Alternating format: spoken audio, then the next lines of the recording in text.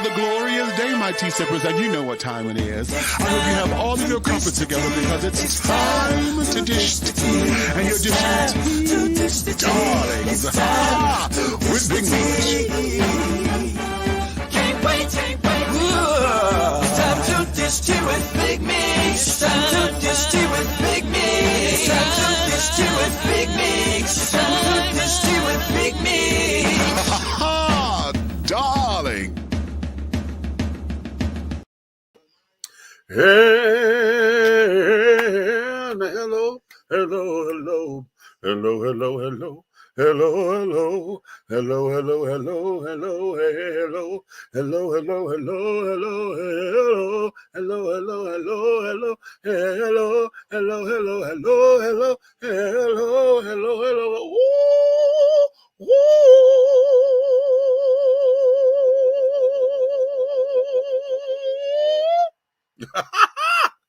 Hey, what's going on?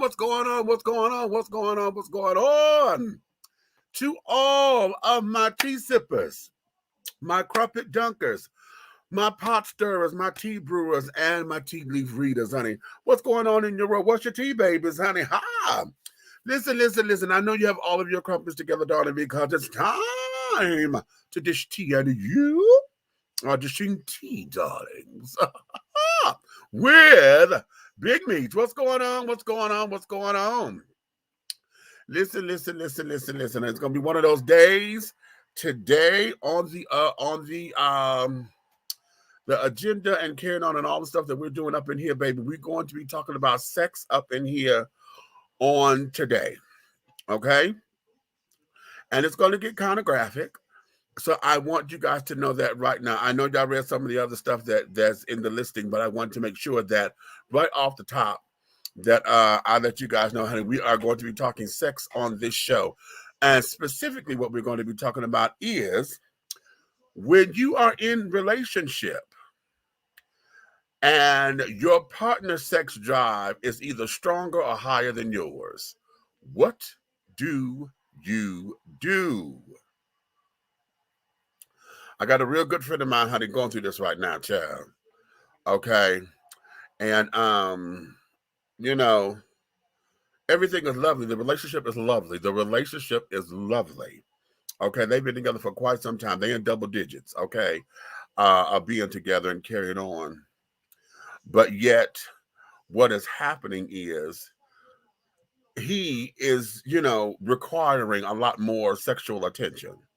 Okay, his partner is not necessarily, is into it, but not like that, and then there's some other dynamics that are a little personal, and I won't get into, to tell their story or whatever, but what I am going to do, I'm going to shape it in a different kind of way so that we can get to the gist and the meat of it, so that, we can all explore a couple of things up in here, okay? So I'm letting y'all know, in fact, I'm going to create a banner so that folks who are coming in late will understand that this is going to be a sex show. It's going to be very that way. And,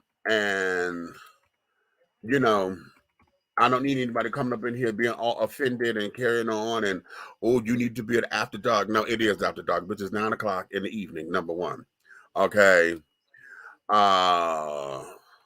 This is going to be a sexually stimulating show. Aha, that's how to put it. Okay, tonight, yes. Okay, wait a minute. Stop bouncing on the hit.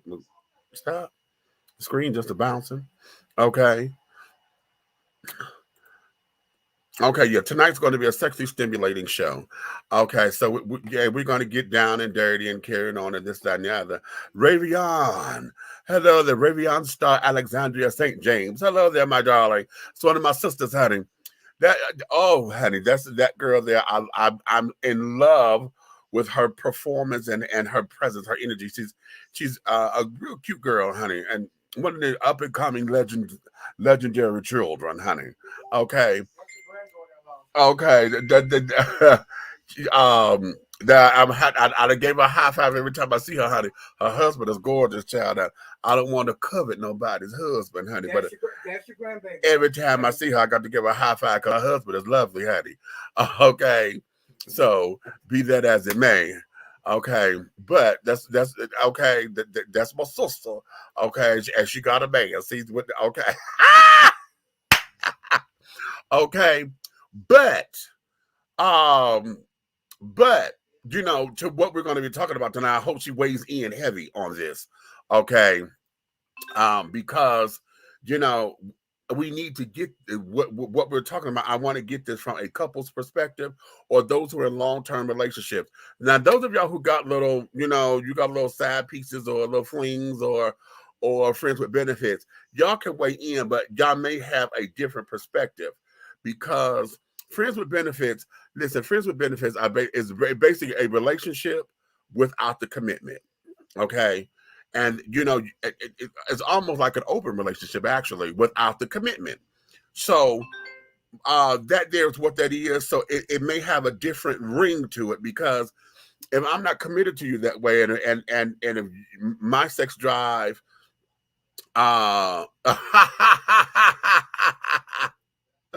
okay. Okay. Oh, he's lovely, girl. Yes, I have to high five y'all all the time because I like him big and thick, and he looks so mild mannered. He got that Clark Kent Superman kind of thing going on, sis. So yeah, that's real cute. But oftentimes, if one sex drive is higher than the other, then hell, you free to go do what you want to do. You hit me back up, and this, that, and the other, vice versa.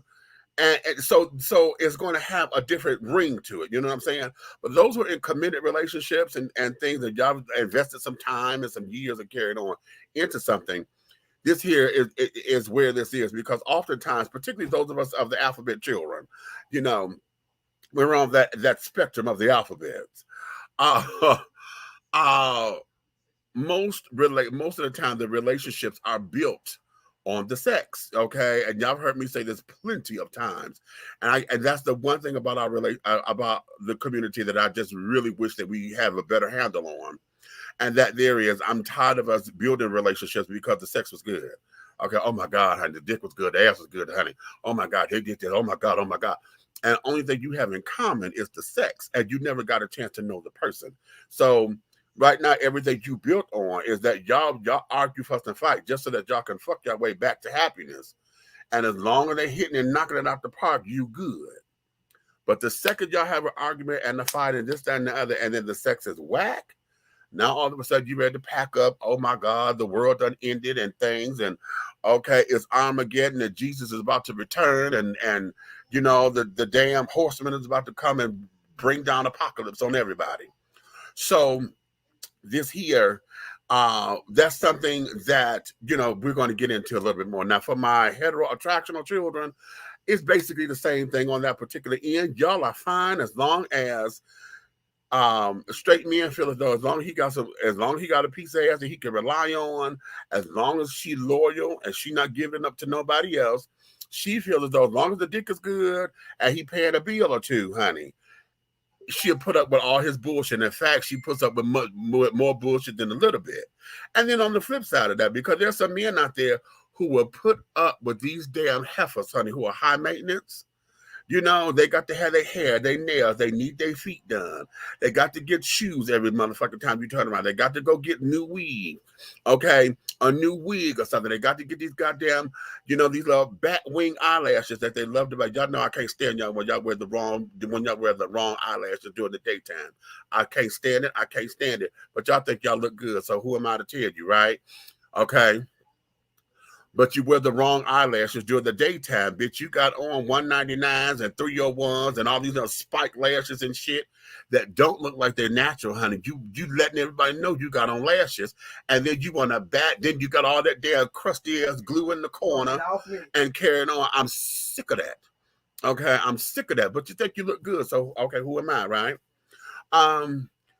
But you go through all this high maintenance and carrying on, and men will sit down there and do all that because he think, what, I got living ass, or I got a good piece of ass. As long as you sit up there and make his toes curl, honey, and you get him to shoot miraculously, everything is good. But what's the truth in that? Okay, so that's gonna be one of the things that we talk about. Okay. Also today we're going to talk about what I call the consolation prize. How many of you have accepted your place as the consolation prize, honey? Were you the Rice-A-Roni or the Turtle Wax child? Okay, y'all remember on the game shows when you didn't win, but when you didn't win, but you went home with something. So they either gave you a year's supply of Rice-A-Roni and or the Turtle Wax. Okay, remember that? Now, for those of y'all who didn't know what a year's supply was, child, because at one point when I was younger, I was like, oh my God, a whole year? So I was thinking like 365 days worth of damn, turtle wax and shit. But when you think of it and look at how folks eat, and how the commercials and stuff was run, it was once a week. Remember, Wednesday was Prince Spaghetti Day and this, that, and the other. So Rice-A-Roni, you had that because you made the dinner once a week. So a year's supply was only 52 boxes, maybe about 2 cases. Wait a minute. And the turtle wax for a year's supply, the way how you supposed to use the turtle wax, honey, you only wax the car maybe once a month. Because you wax on, wax off, and that shine's supposed to last for 30 days. So the year supply of turtle wax was only 12 bottles. Okay. Okay, they said you can't. Okay, they said you can't use it in the wintertime. Now that's for those who got cold climates. Now for those of y'all who on the East Coast of this, that, and the other, okay. So you only got 12 bottles of turtle wax or 52 boxes of Rice-A-Roni, okay? And that was the consolation prize because you didn't win the grand prize. Now, again, I'm going to ask you, which one are you or have you been? Or have you been all of them? Have you been? Did you get the grand prize? Okay. Or was you playing the game and you lost the grand prize, but you decided on the Rice-A-Roni or the turtle wax? Okay, and then how many of you have been either the Rice-A-Roni or the turtle wax? When you realized it, what was that feeling for you when you realized that you was the consolation prize? Okay, so we baby, we're finna get into that. And another thing they want to get into today on this day, because my road dog called me. And he called me in distress. And I knew he was pissed because when he gets pissed, the first thing after you say hello, he say, hello, can you hear me? Can you hear me for real? To make sure that the line is clear. And when the line is clear, I'm like, yeah, baby, I got you. He said, okay. And then he'll pause.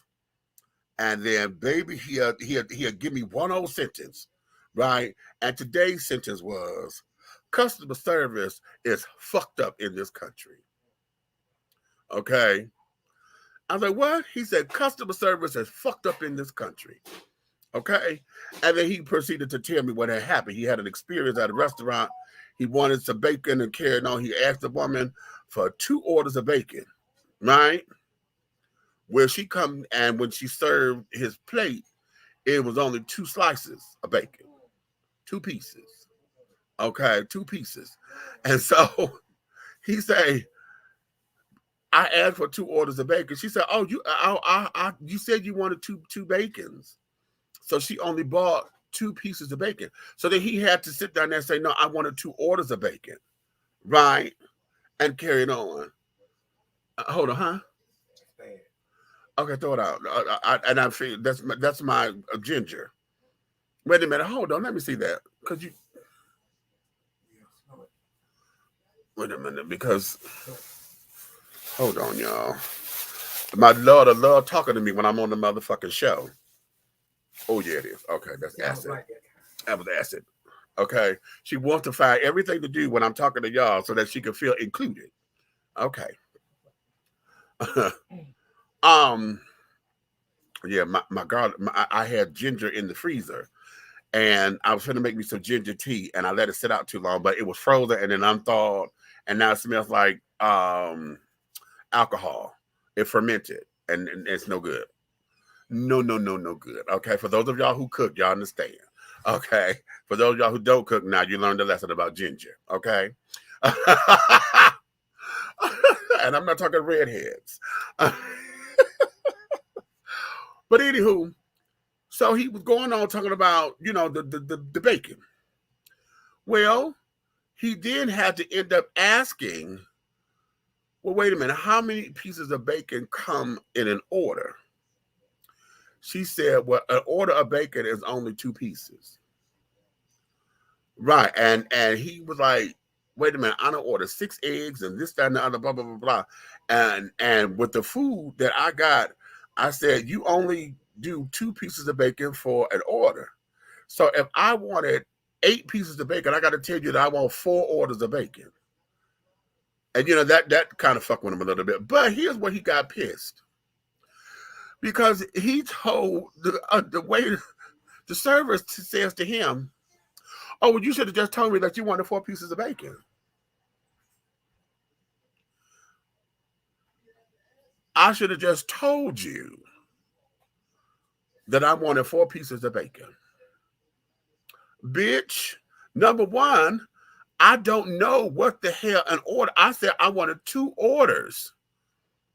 At that point, as a hostess or as a server, you were supposed to say, an order comes with out here at this establishment. We have 2 slices. That's an order. So are you asking for 4 pieces or would you like more? Because I have to put this in. See, that's what the server does to make sure you understand what goes on in that establishment. You understand? See, so now, yeah. So we're gonna get into customer service. I said Nikki's down there. Oh, she itching, and she got to come here finger the opposite way. You know, we do this. She got to go the opposite. She got to come here finger the opposite way. Let me bring Nick up in here. Come on, Nick. Come on, girl. First of all, Heifer, if he told you he wanted 2 bacons, right? But he said 2 orders or 2 bacons, you should have said, sir, an order is 2. Are you just asking for 2 slices or do you want 2 orders? Because, bitch, only you know that it was only 2. How the hell are you supposed to ask you for more than that? He didn't know. You know that there's only 2. So whether you thought you heard him say, I want 2 bacons, 2 orders, whatever you thought you heard him say, because then you could have clarified it. Oh, okay, sir, did you know? Because he might have been asking for less. Because the last time I checked, I mean, I don't eat pork, but I do eat beef bacon. And last time I checked, when I order some breakfast, there's at least 3 slices of bacon. Right. Well, where I go to the breakfast store in Philly is 4. But there's at least 3. So if you thought he was saying he only wanted 2, you could have said, okay, so we're only 2. 2 is the only, that's all we serve as an order is 2. So is that what you're asking? And then he would have been able to say, oh, no, I wanted 2 orders. Exactly. So could you make that be 4? Or if you would have thought that it was 3 slices like most people, then he could have been able to say, I want 3 orders. Boom. Okay. Exactly. So those are some of the things that we're going to get into. And then I'm going to play a video, too, that's going to piss everybody off. And as long as we want customer service, too, can we talk about that automated shit? Because, you know, that pisses me off. I have videos on that. Nobody likes that. Nobody.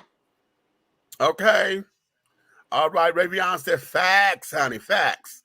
Okay. TJ's up in here. Bat wing eyelashes. Yeah, I said it. Bat wing eyelashes. I get tired of seeing girls, and that's both cisgender, biological women, and my trans sisters and carrying on.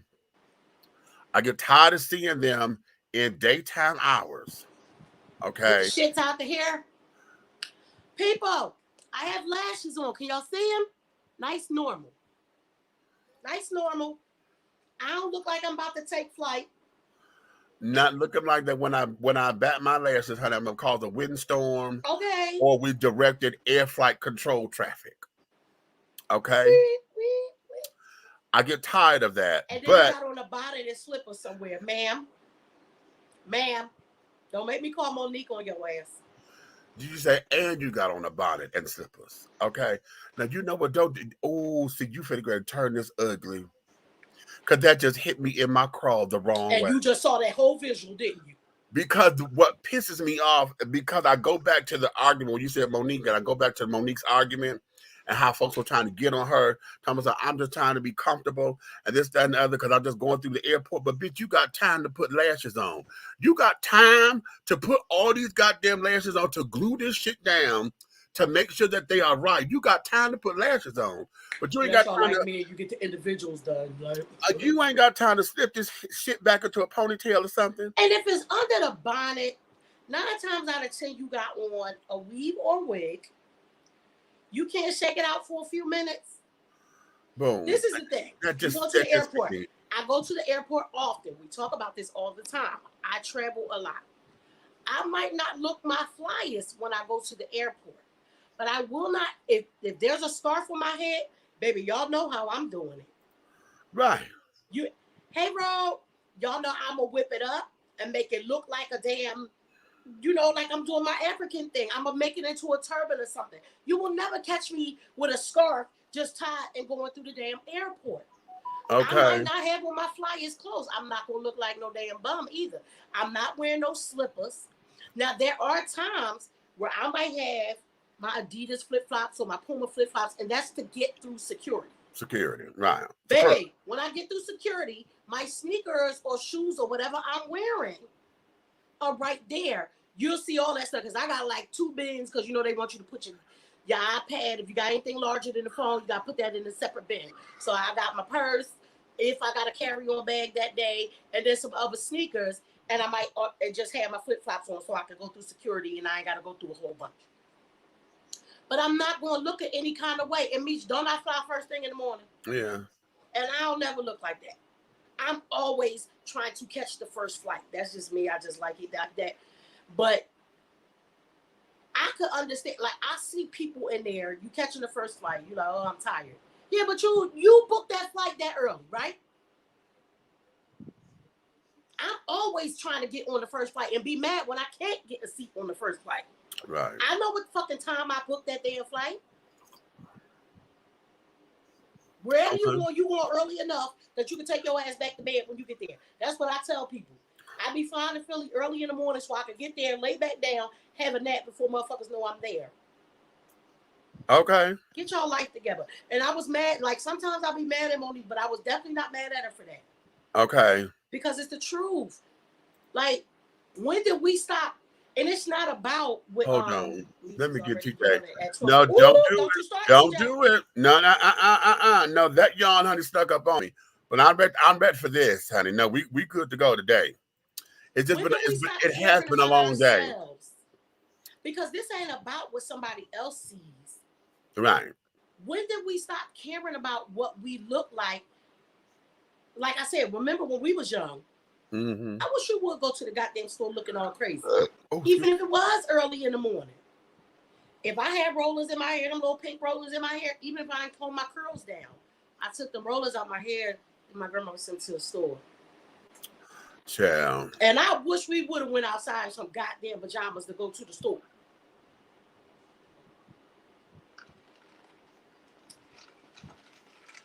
This ain't about what everybody else thinks. It's about what you should be feeling about yourself. Your self-dignity and stuff like that. Like, I didn't want to get off the step not looking. Well, we have allowed ourselves to get, we're on the opposite side of what the spectrum is. Okay.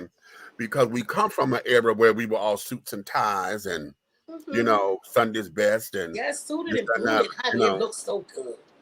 And you give God, that's where Sunday's best come from. Because for those of y'all who don't know where that term comes from, yeah, go ahead, break it down. It was from the days of the slave and carrying on, when we didn't have a lot, but we had that one outfit, that we looked good in. And I was going to say, and usually the slave owners got you that. That was the only time you can wear it. That you could wear it. They wanted you to go to church so that you could get beat down some more in the brain.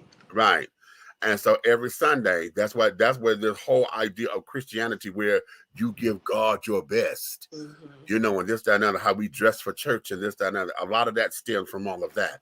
So that's where that comes from, because a lot of folks, they only wore their suit one time a month. You know, I mean, once a week. You know, and that was you just said something though. When they said, you know, you give God your best and stuff. Let me say something to y'all. Y'all know I say it all the time. I've never been a Christian, but nothing like that. But when we get to this thing and it's like, come as you are, right? My thing about that is, if you can get your ass all dressed to go to the club. Okay, we're gonna move on. Hold on, because that's a whole nother show. We done switched topics 16 times. I'm sorry. I'm just saying you have brought it up and it popped in my head. But you know what? But no, I'm gonna slightly read you, because see, you doing this because you ain't been here in a minute, so now you got to talk. So this is what this is. Okay. Y'all see okay. My brother just cussed me out real quick. It was like 2 words and cussed me all the way out. Okay. She been doing homework and carried on. She been in the comments and things. She done took her medicine and went to sleep. So now she on the road, honey. I was just making shame. Women out that birth at the same time. Did y'all hear that? Oh, that was so rude and nasty. Wait, anyway, okay. I was in the kitchen making shea butter and soap. I said, oh, shit, what time is it? Okay. And then when I was trying to come into the show, DJ called me. I said, listen, I'm trying not to be late. She said, tell Beach it was my fault. I'm telling them right now, DJ. So now let's get into this, because let's start. I want to save the sex. You know, we get into the sex a little in a minute, because I'm going to tie all of this together. Okay. Let's go with, because we did the customer service thing. Okay. And I want y'all to put in the comments some experiences with customer service, because okay, well, let me start. With customer service, here's the question that I have for everybody. Have we allowed ourselves to accept or expect rude service so that we can have our moment of, okay, let me tell that bitch something, honey, I'm not the one to fuck with? Ooh, I never thought about that. Because see, here's where this is.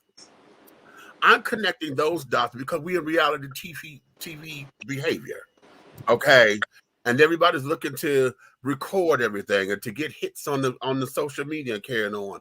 So oftentimes, you know, folks are into that mind frame of, okay, I'm not the one to fuck with, you know. So they'll come across rude, number one, to get you to come out of character so that they can have a clap back.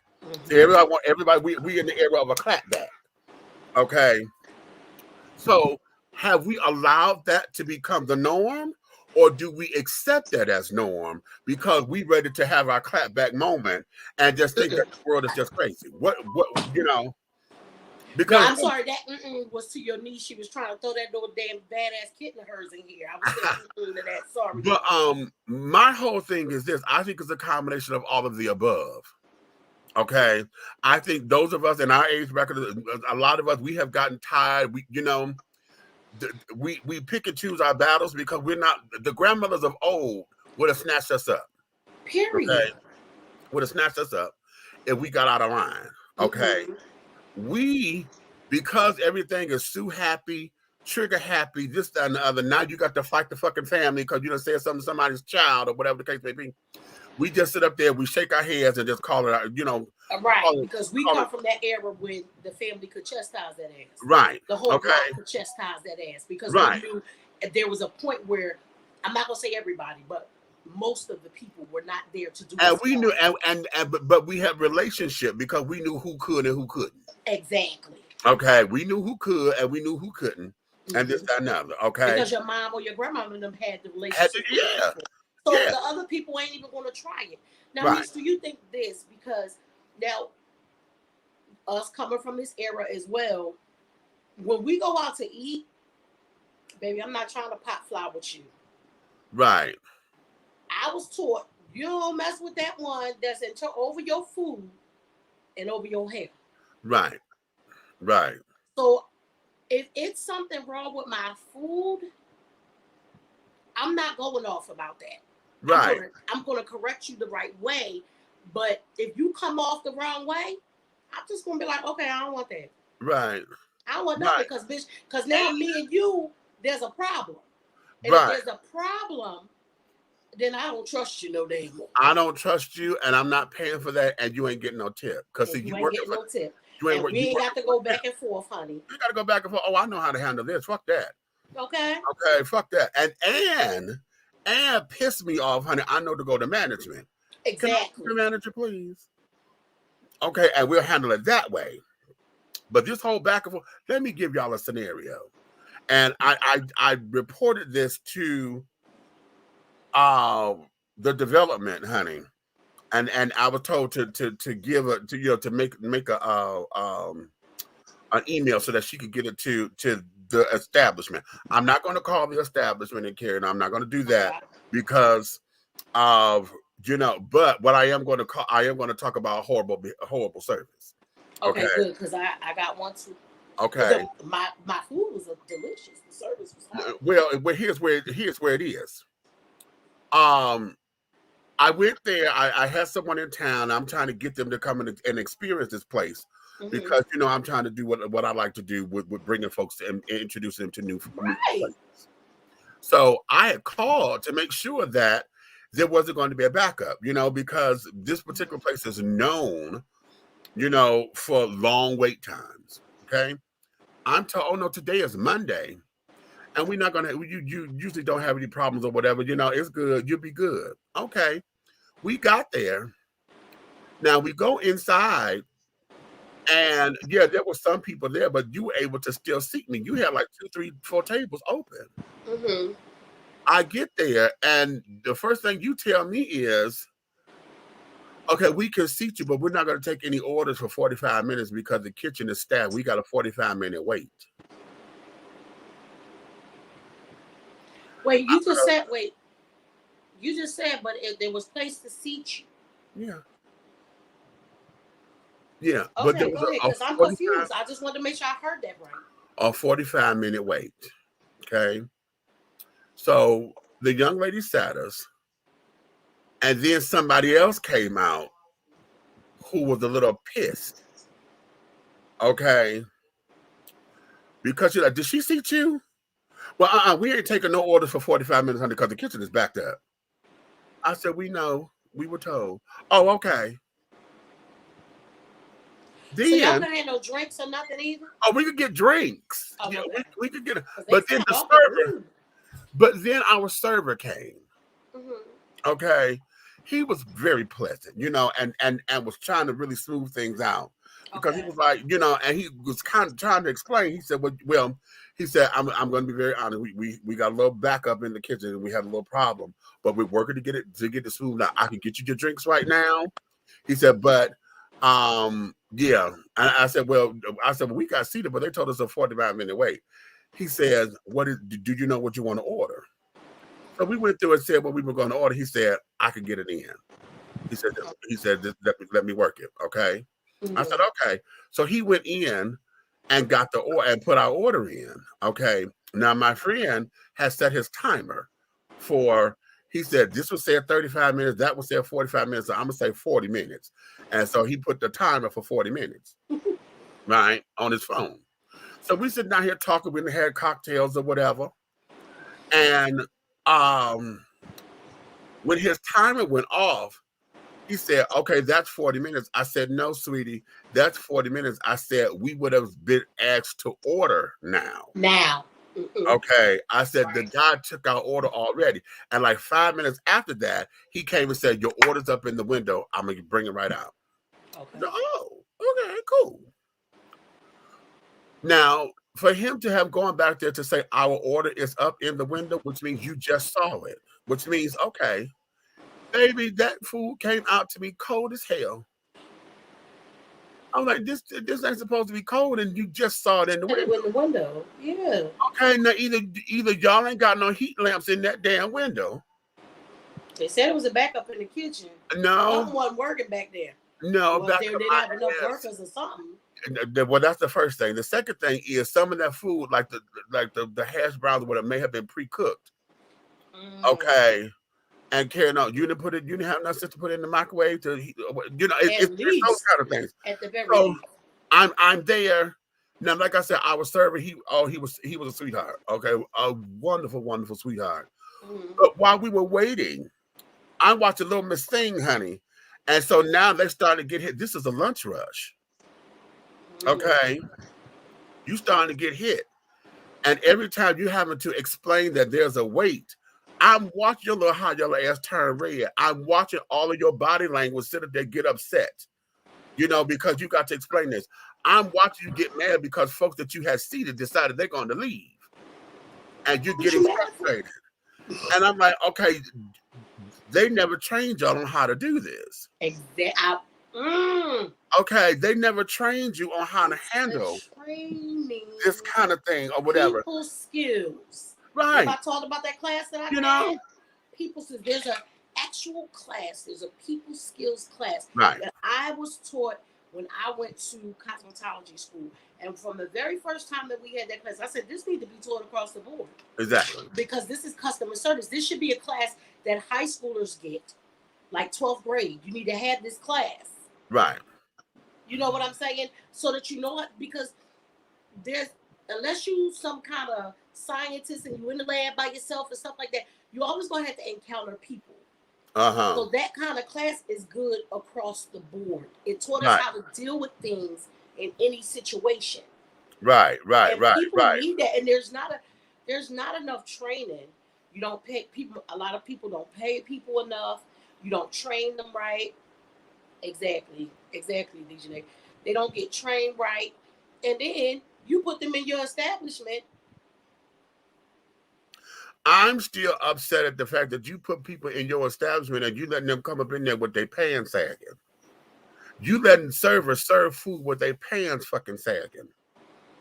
Okay, that there, a neat appearance is always supposed to be protocol. In anybody. Exactly. Make sure your belt is nice. You gotta have a belt on. The shirt tucked in. Tucked in. Because in business protocol, the shirts are tucked. I know when we're out and about, we like to wear our shirts on the outside, men folk. Right, but when you're a server and stuff like that. When you're a server and carrying on, your shirt's supposed to be tucked. This, that, and the other, there is a certain appearance that goes for the business. Mm-hmm. Okay. But so I was like, and when we were ready to leave, I said, come here, baby, because I don't want to say this out loud. So I told him in his ear, I said, you tell the cook, this food should not have been that cold. Okay. I said, and it wasn't your fault, baby, because you came and told us it just came up in the window. So if it just came up in the window, honey, it shouldn't have been. I had eggs, child. The eggs, no. Okay. So it became one of those things. So, and the thing of it is that, this particular establishment, honey, we want to make sure that it survives because, if it keeps going the way that it's going, honey, it won't. Okay. Because it has just, it's a little out of control with that.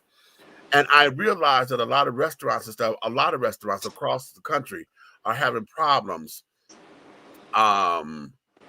with servers and carrying on, or having the staff, because a lot of people are not going into the industry like that anymore. Right. We keep the hearing turnover is very high.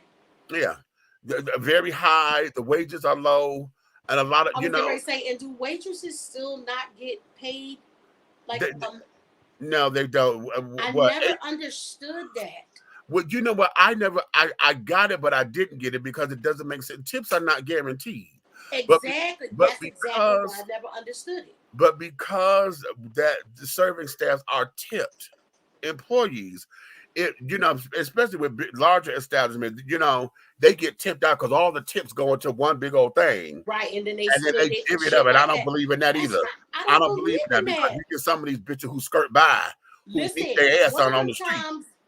Where was we at? I wasn't here. I was in Philly. Went to Dunkin' Donuts, right? Yeah. This little girl, and I said, listen, because y'all meet, you know how I like my coffee. It got to be this and this and this, right? This little girl went to make sure that the stuff was exactly the way I wanted it, right? And I went to give her a tip, and the lady tried to tell her it had to go in that cup. I said, no, this is not for everybody. This is for her.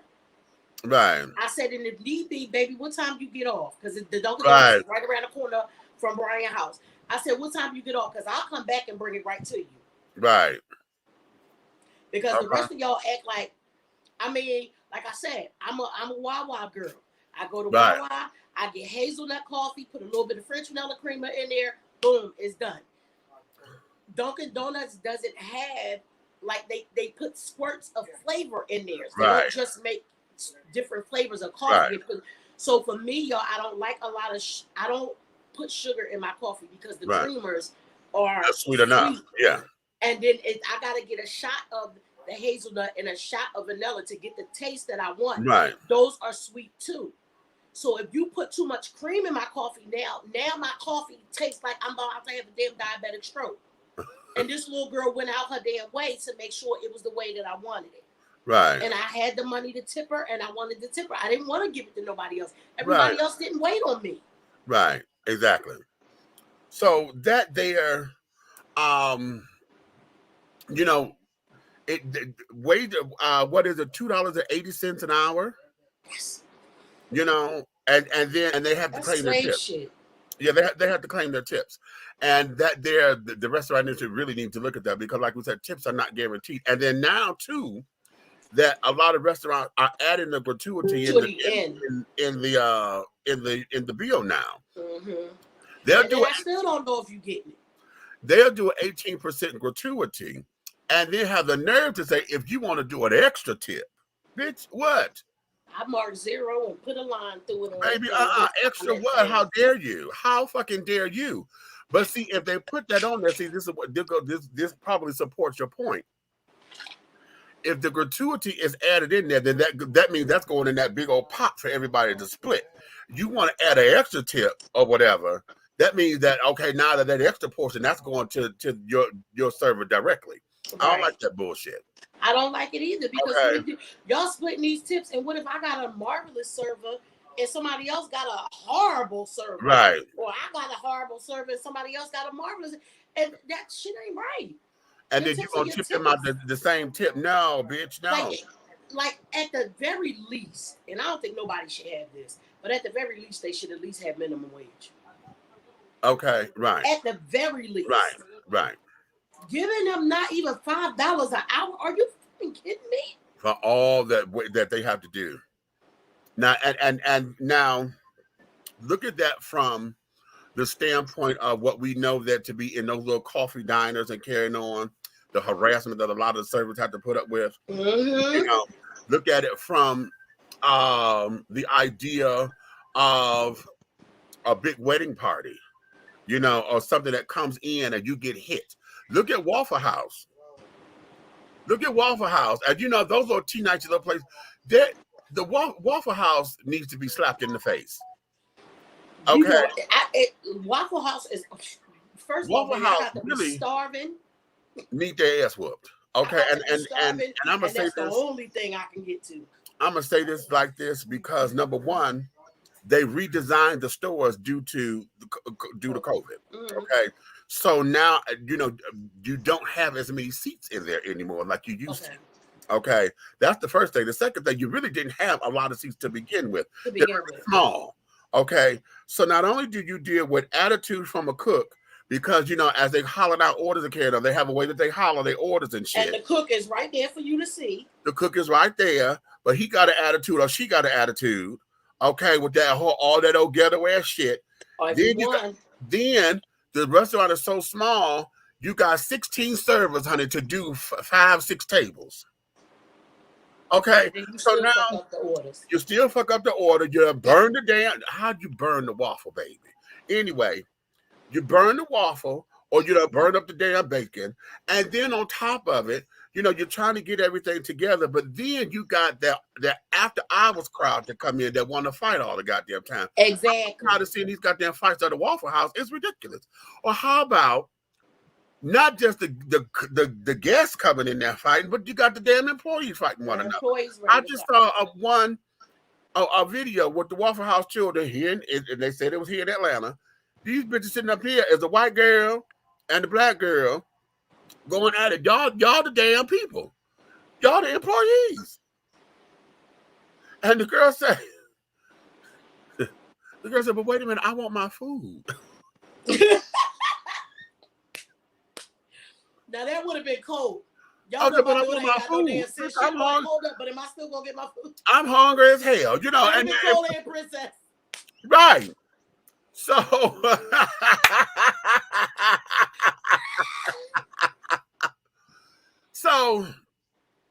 so, child, that there, you know, when we're dealing with customer service here, and now that's just the restaurant.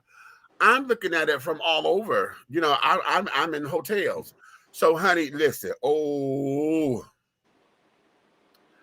I wish, you know, that whole idea of the customer is always right. That bullshit is a lie. No, you ain't That always is a right. lie. They not always right. You ain't always right. Especially You always what the you customer. do. You are always the customer. You ain't always right. Goddamn it. Especially when That's you're the trying to first get thing. over. And the You know second what the thing, hell you supposed to do. when I sit up there and smell a stunt, bitch, because my spidey senses get to tingling all motherfucking day on the stunt. I'll be like, oh, bitch, you stunting. Okay, okay, you know what? I can't accuse you of it or whatever because see, that's going to bring liability on me. Right. But I tell you what, my policy says this. And according to the policy, baby, no. We Baby, cannot. I know I'll bust you down with a policy and a procedure Okay. quick. No. That's my thing. No. That's not the policy. Okay. So, that there is where this is, but I'm just over the fact that we are now in a position where customer service, honey, is really lip service now. But do you think it's because of people not getting paid enough that they don't feel like they should do it? Because first of all, if you dealing in a job in customer service, that's your job. Okay? Number one. Job. Right. But do you feel like people are feeling like I got this job because I need a job? Mm-hmm. They was hiring. They don't pay me enough for all that shit. Because you know that's the thing that people say. They don't you pay know me what? enough. Hold on. No, bitch. I'm asking. No, no. The whole thing of it is, bitch, you knew that when you filled out the application. You knew what you was getting into before this, bitch. You was a customer here at the McDonald's before you worked here, bitch. You know what go on here.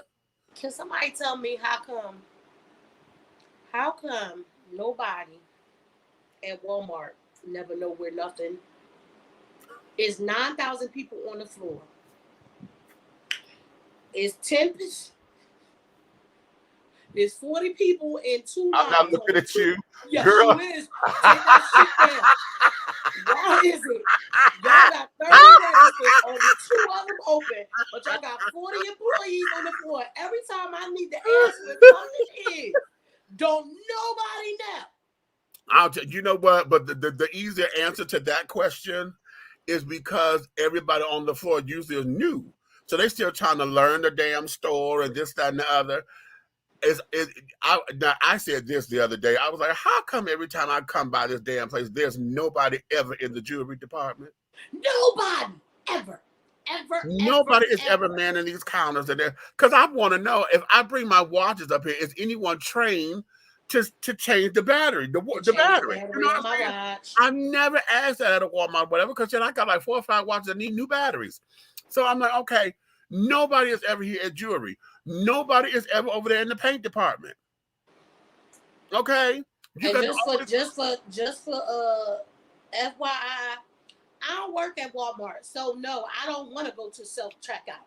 So unless you giving me a 10-20% discount if I'm checking my stuff out, you know what? I don't work there. I don't get a W-2 from Walmart. You understand? Wait a minute.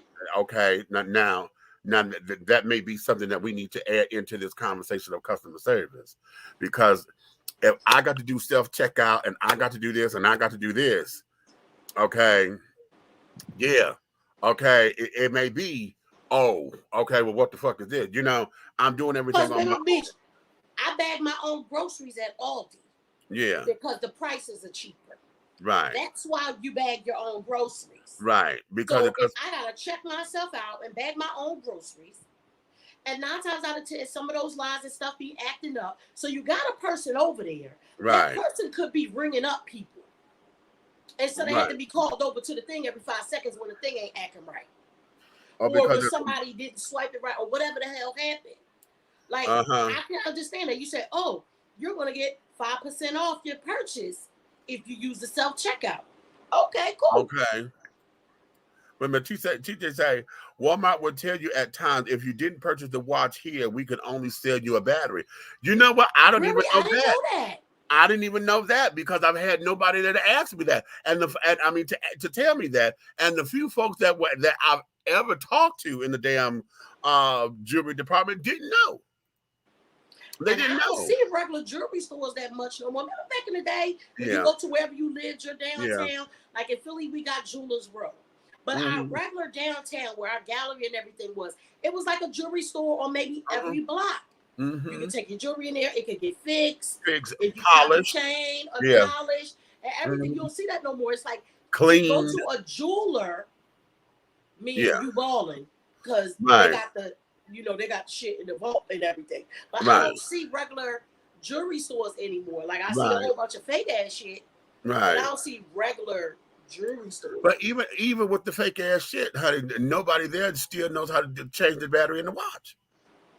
You know, Do they even whatever. sell watches in the fake things? Girl, yeah. Oh, Okay, yeah. So, I just want flying past. I be like, I ain't buying none of that. every now and again, I will come across like the little kiosks in the mall that would do. I see those. Do they You do know, they will. You know, they change the battery for you? yeah, because it's a kiosk. So they specialize in whatever. They may have a lot of watches and carried on, and they specialize in that. Wait, what do they call the watchmakers? I can't remember the name. Oh, There's stop. a name. Yeah, I can't think of it either. I don't know why, because I'm thinking of shoe people. So I'm sitting up here. I got cobbler in my damn head. Bro. Right, and I can't. Oh God. Hey, Brandon, what is the thing for watch people? I can't see. Oh, TJ, what they call them? The Yeah, people what they who make call watches. Look, I'm about Somebody to look it up. Where the research department at? Okay. Hey, you ain't here, girl. Where you at?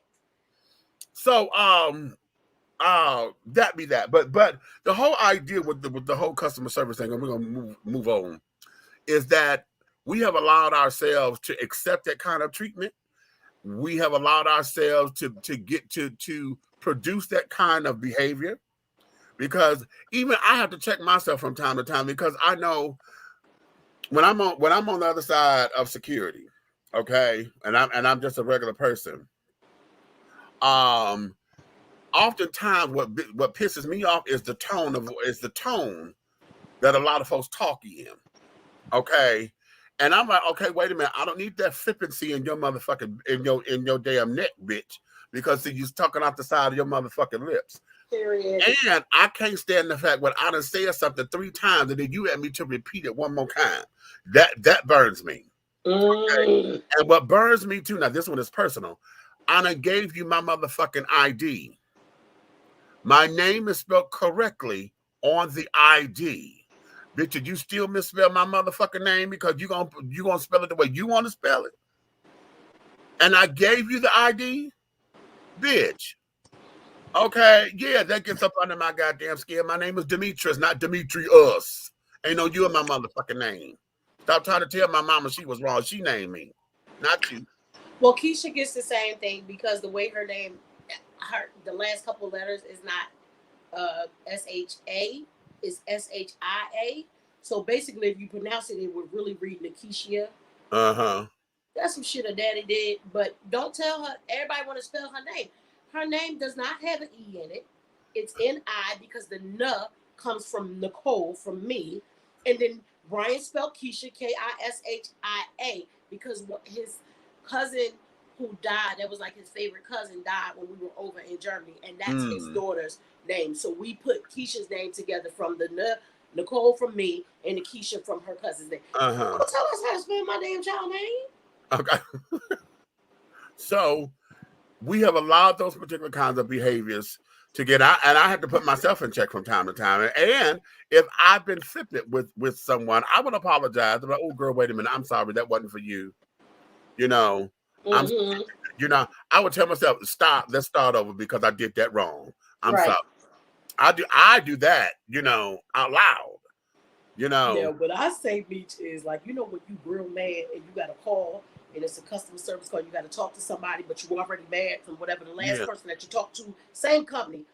And I start off my conversation with, I know this isn't your fault, Right. but this is what's going on. And Right. I'm pissed.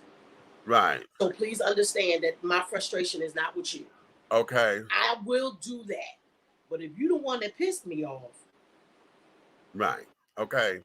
So, I think that moving forward, honey, that we all can do better. And for those of us who, well, you know what? I was going to say who take jobs in customer service, but customer service is just like politics. Everything is customer service. Everything is political.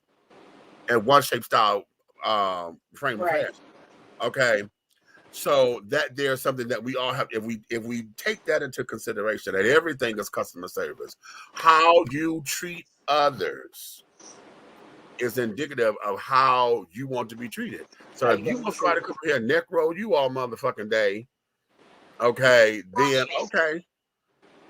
But you can't sit down there and expect the world to treat you, horologist. A what? Is a horologist. Horologist.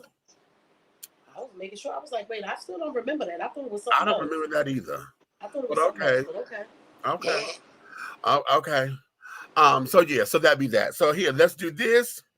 What we're gonna do, we're gonna shift gears, honey, because we're gonna come into commercial break first. We're gonna do a commercial break and shift gears because we're going into the whole this is where we're gonna deal with the sex and all this, that, and the other. Because we're finna get down and dirty, y'all. Because I need for us to understand a couple of things. Okay. Again, when did you discover that you was the Rice-A-Roni or the turtle wax? Okay. When I heard you explain that, I was there. I said, wait a damn minute. Look, what I walked into on time today. Okay. The Rice-A-Roni or the turtle wax, honey, when you realized that you were the consolation prize, you wasn't the grand prize. You wasn't the showcase showdown, honey. You didn't get the cause. You didn't be close enough to where you was $100 away from the bid, and you won both showcases. You didn't do that. You missed it, and they sent you home with Rice-A-Roni or turtle wax. So now, put that in everyday terms. Look, like the Price is Right women. Okay, right. Okay. When did you realize that you were the Rice-A-Roni or the turtle wax? Okay. And then the flip side of that question, when did you accept the Rice-A-Roni or the turtle wax? Because you thought that was second best. Why did you cheapen yourself down? Yeah, baby. Oh, can I put a caveat on that? Uh-huh. Please no, ladies. I just want y'all to know this. Wife don't always mean you the grand prize either. Woo! We'll be right back. Whether you are a resident or visiting the ATL, if you need to satisfy your soul and your hunger with some good, old-fashioned, scrumptious victuals, then head on over to Tara Boulevard and feast at the Country Kitchen Cuisine Buffet. The Country Kitchen Cuisine Buffet has a mouth-watering array of delicious delicacies that will tempt your tummy, tantalize your taste buds, and please your palates. All of our items on the buffet are made from scratch, just like Grandma used to make. Try our meatloaf, the succulent fried chicken, the smothered pork chops, the short ribs, the fried and baked fish. Try our oxtails, the turkey wings, and don't forget some of those fantastic sides with the macaroni and cheese, cornbread dressing, greens, cabbage, red beans and rice, potatoes and gravy, and oh my God, don't forget the cornbread and those decadent desserts. Your hunger will not be denied. Come on down to the Country Kitchen Cuisine Buffet, located at 8562 Tara Boulevard in Jonesboro, Georgia. Come on down and tell them that Big Meech and Dishing Tea I sent you. Yeah.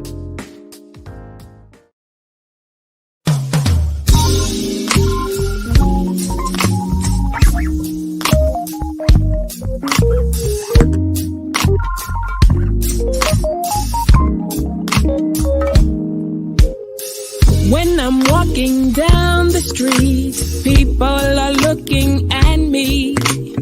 What they see is a masterpiece created by the King.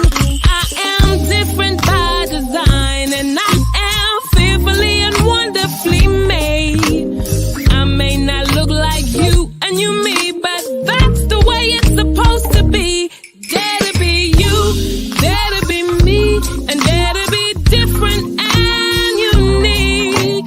I'm gonna be the best me I can be by letting His glory shine through. Dare to be you, dare to be me, and dare to be different and unique. I'm gonna be the best me I can be by letting His glory shine.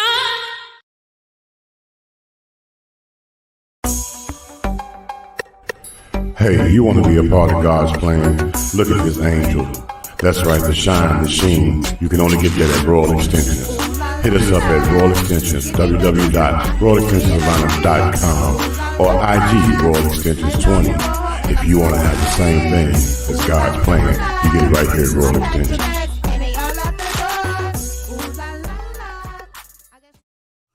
Angelo Ellerby, the Henry Higgins of hip-hop, is the founder, president, and CEO of Double Exposure Media Relations. Double Exposure Media Relations is a full-service public relations, marketing, and artist development firm specializing in publicity, photography, artist promotion and artist development, makeup artistry, event production, and EPK development. Celebrating over 45 years in the industry, Angelo believes that a culture that does not take care of nor respect its artists is a culture that leaves nothing behind to appreciate. Let Angelo help you make dollars and cents of the entertainment industry. Contact Double Exposure Media Relations at 201-224-6570. That's 201-224-6570.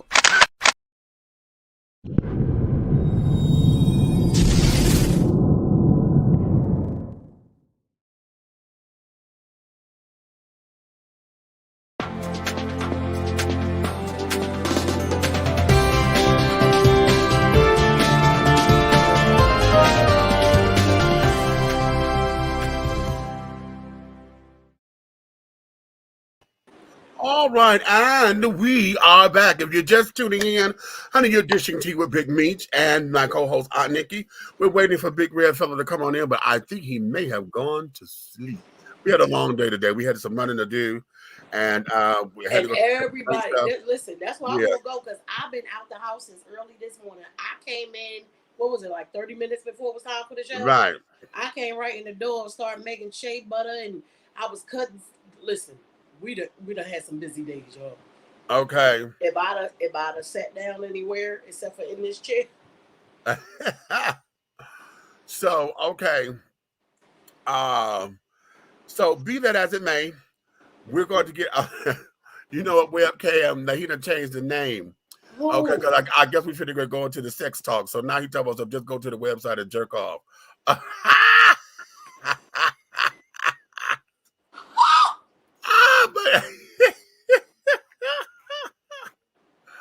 That's cute. That's cute. Okay.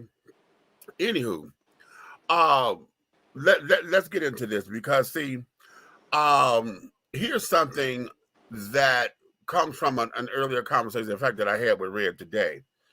And we were discussing the whole idea when you penalize yourself or you get upset with yourself, and your entire thought process becomes trying to get back at the other person because you're hurt. Yeah. All because you found out that you were the consolation prize. Okay. You were the consolation prize. You wasn't the grand prize. And now you're just realizing that. Okay. Now all those feelings that carrying on stir up. And then you become just this deity of negative energy because of your hurt. The question is, who you mad at? Are you mad at the person? Are you mad at yourself? For accepting those particular, what is this? Okay. But ideally, I've talked about this one time before about Rice-A-Roni or turtle wax, because oftentimes we were I used to use that in the sense of the side piece. Okay. The side piece was always the consolation prize. Okay. You don't get the holidays. You either get the day before or the day after. Okay. So if you get the day before, you must be worth something, because they still paying wholesale prices for Now the day after, bitch, the day everything after, half bitch. off. You discount. You discount. Okay. You discount all day. All day. Okay. You But some discount people all okay day with on the that, day this is after. the life that we're in right now, Yeah. where everybody is okay with being a side chick. And see, now, please don't misunderstand me, because polygamy and polyamory is not the same thing as It's being not. No, the that's side not. chick, okay? So Right. we're not talking about that. Those things where all parties agree we're Right. doing other shit. Or even if you have an open relationship, Right. that's other shit. But Okay. what about those people who agree to even that, when you know that ain't really what you want? See. And then, okay, when we punish ourselves and take ourselves through these changes, oftentimes we go into depressions, we go into solitude, we break down emotionally, we don't trust anybody. Then we start, if we're trying to get back out there, all of your interactions with folks after that become hateful. Right. You know, you can't even go out and here, okay, you can't even go out and find another one night stand, because see, now even your sex game has changed, because your strokes is trying to punish the person that you with, trying to punish them for the person you want to be with. You know, or let's do this. Let me take it on another end. Or you take and now you try to run through as many folks as you can, thinking that Ooh. sex is going to be the answer. Okay. Ooh. So you sit down here because this would hurt you. Where you know, men got this thing, honey, ain't nothing better than pussy but new pussy. So now, you know, how do I get over old pussy? How to get some new Get pussy? up out of some new ones. Okay. So now you trying to mask pain and mask rejection, mask our poor decisions by trying to get up on everybody else. So now you just became whole, monga. Okay. Uh you know, just all of that. You know, so what I see Red need to be here, because I need his perspective too. So what is that? You know, when we take ourselves to those particular changes, and I know y'all heard me, y'all know I'm very transparent with saying that sex is my addiction, and you know, I have been out there, and sex have really, you know, I'm very thankful that I have not, you know, been a victim of some of the things that I could have been. I have buried folks, honey, who have become victim to a lot of stuff out there. You know, I've been robbed. I've almost lost my life out there, you know, following sex and carried on. I got robbed at gunpoint, you know, those kind of things. But nonetheless, I'm still here, and I'm very transparent when it comes to that. Okay. At the same time, there's folks who don't most folks don't believe that they're following sexual addiction, or that what they like to call nymphomania. Oh, I'm just a nymphomaniac. I just know a lot of times people are using sex as the tool to get over their pain, to mask what's hurting inside because they've been rejected. You know, to go through, and you've given and you've been in a committed relationship, and you've given yourself to someone, and then they totally use you emotionally, you know, use you and carrying on, trying to pick up those pieces, honey. That's the hell of a thing, because it's like, how do I trust anybody with my delicacy again? You know, I'm so fragile, you know, because I don't want to bring you that close to me, and then all of a sudden you say, oh, all I wanted was to fuck and carry it on. Because if that's what you want, then let's just get that done and out the way. If I choose to say I want you. Yeah, give me that opportunity. Boom. Okay. Give me that opportunity. Now, 9 times out of 10, that's an absolute no for me. But there might be that damn 10th time. You never know. How about that? Okay. How about that? Okay. So this here is where the conversation needs to be. We need to have grander conversations on this particular scale, because when it comes down to you realizing that you were the secondary president, the question, I guess the bigger question, how do you know when you realize it? Ooh. He came in right on time. How do you know? The shit show is about to begin, y'all. How do you know? When is it that you realize, or what are the signs that you know that you are Rice-A-Roni and Turtle Wax, that you wasn't the grand prize? Okay, you didn't get the grand prize, honey. You wasn't on Family Feud, honey, and won the $25,000. You wasn't on the $100,000 pyramid, honey. Y'all didn't get the pyramid, bitch. Okay, no. Okay, You ain't get none of them answers. You didn't go to the winner square at all, bitch. You didn't go to the winner square at all, bitch. You both times, honey. You sat over there. Okay. So when did you know? How did you know that you have become Rice-A-Roni or Turtle Wax? Okay, you ready? You ready? Oh Lord, here we go. He waving me in, telling us, bring it to me, bring it to me. I want to be here. So, and the question is, look, here we go. Okay. When did I become chopped liver? When I thought I was steak. When? Okay. Did you say? This nigga got our belly. He makes me so goddamn he sick. echoed the steak. But look at his tag. Look at his tag. Yeah, our belly. Yeah. He echoed the steak. Okay. Okay. Okay. The minute you run up and you see that the op, that's the opposing nigga, don't have no car, no job, no house, no nothing, and all the extra money you thought was around the house, you wonder where it was going. Ooh, but he flying. I'm clutching every damn thing over that there. nigga fly though. You know why he fly? Cause your bitch made him fly. She's spending all that money, baby. And let me tell you something. Now I'm finna hit you with personal experience. You knew that when it was said, move over, Bacon. Now there's something media. Sizzling, baby. He never became the sizzling. Don't let everybody know how old we is. Not the sizzling. You knew this.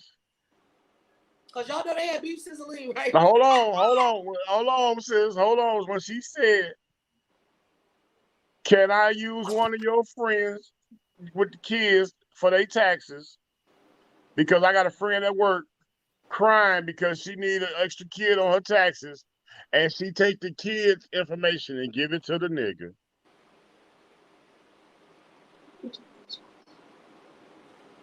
Take your friend's kid's information and give it to the side nigga.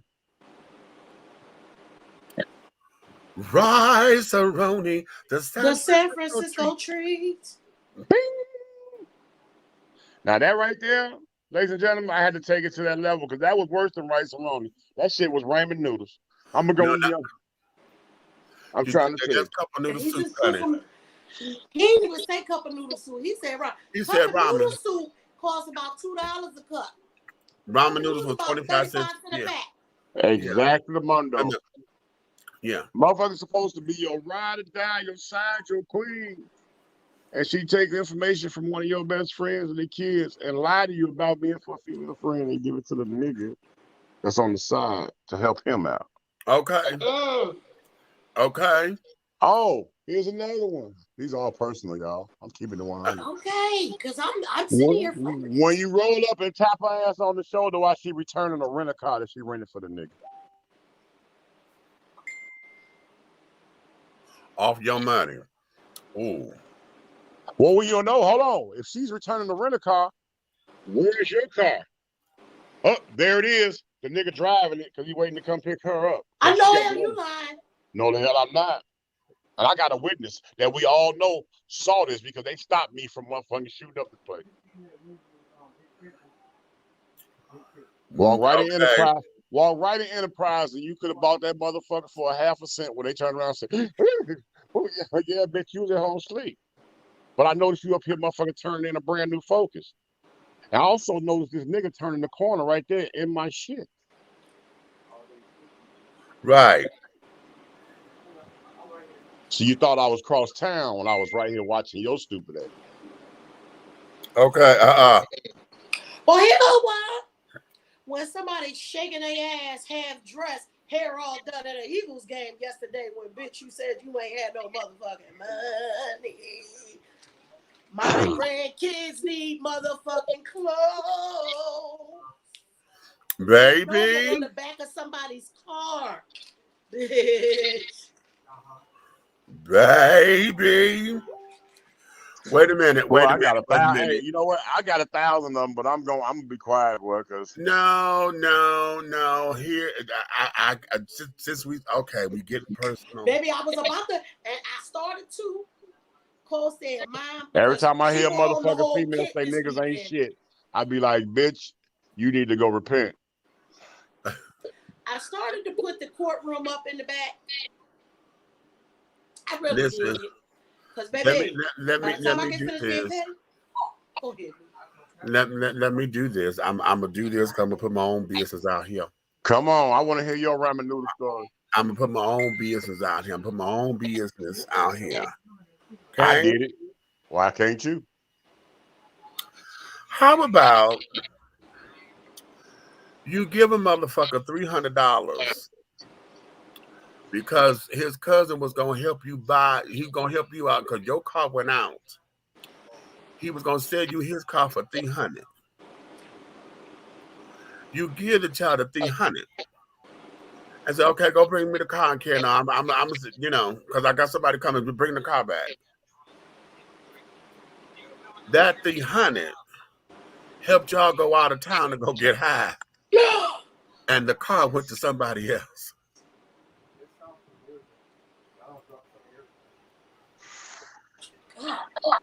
What the fuck? Okay. Oh, let's keep it. Let's keep it. Okay. Wait. And that was turtle wax. That's when I knew I was turtle wax. Let me tell you what that took me to. That motherfucker would have been smoking a crack pipe with his navel. So Yeah. okay. Oh yeah. What'd you say? Okay. Because you just took me back to a memory I forgot. You're separated. You're separated. Big bro down there, you know, even when you separate, you still get that check every month, even if we ain't in the same house. I get that check every month because we still married. But I trust you enough to give you this check because me and the kids needed a new car.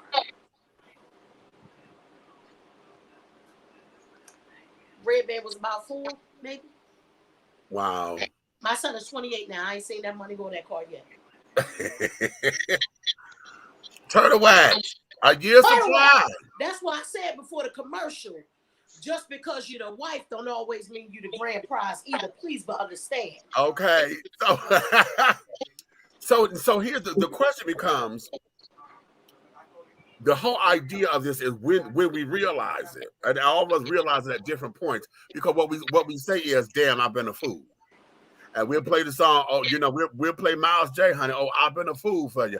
I've been a fool, but it's over now. But it's over now. Okay. However, the whole idea is when we find out and we realize it. How is it? What is it that we do to build ourselves back up?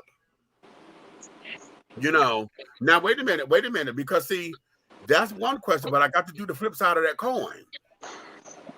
When did we accept Rice-A-Roni or turtle wax? Because you knew damn well you didn't want to be bothered with this motherfucker. You knew damn well you didn't want to be bothered, but you said, "Oh, I'm gonna make it work." Woo! And then in you, quote unquote, trying to make some shit work, you end up treating them like shit because they didn't want.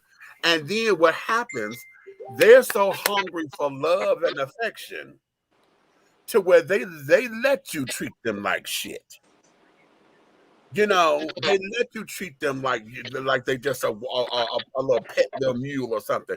They allow that because they think that they can't do no better. Well, But what about when you wake up? When that aha come on and you say, fuck this shit, now everybody's sorry. now see, here's the thing, Nikki. Everybody's sorry. Nikki, Don't leave me. Please don't. Nikki, Bitch. let me go ahead and hit you with the Libraology. Oh, not the Libraology. First and foremost, I'm the nigga that see it, realize where I stand, and I immediately pull out my adjectives and start redoing my person, my places, and my things. Wait a You ain't gonna work me. You feel me? Because immediately, by the time you turn around and think we gonna work it out, I've already done doggone worked it out somewhere else. Period. Listen. You know how you reach for that slippery bar soap? I thought maybe we could whoop. Because the whole time you thought I was staying, I was playing. You see that flyer? Ooh.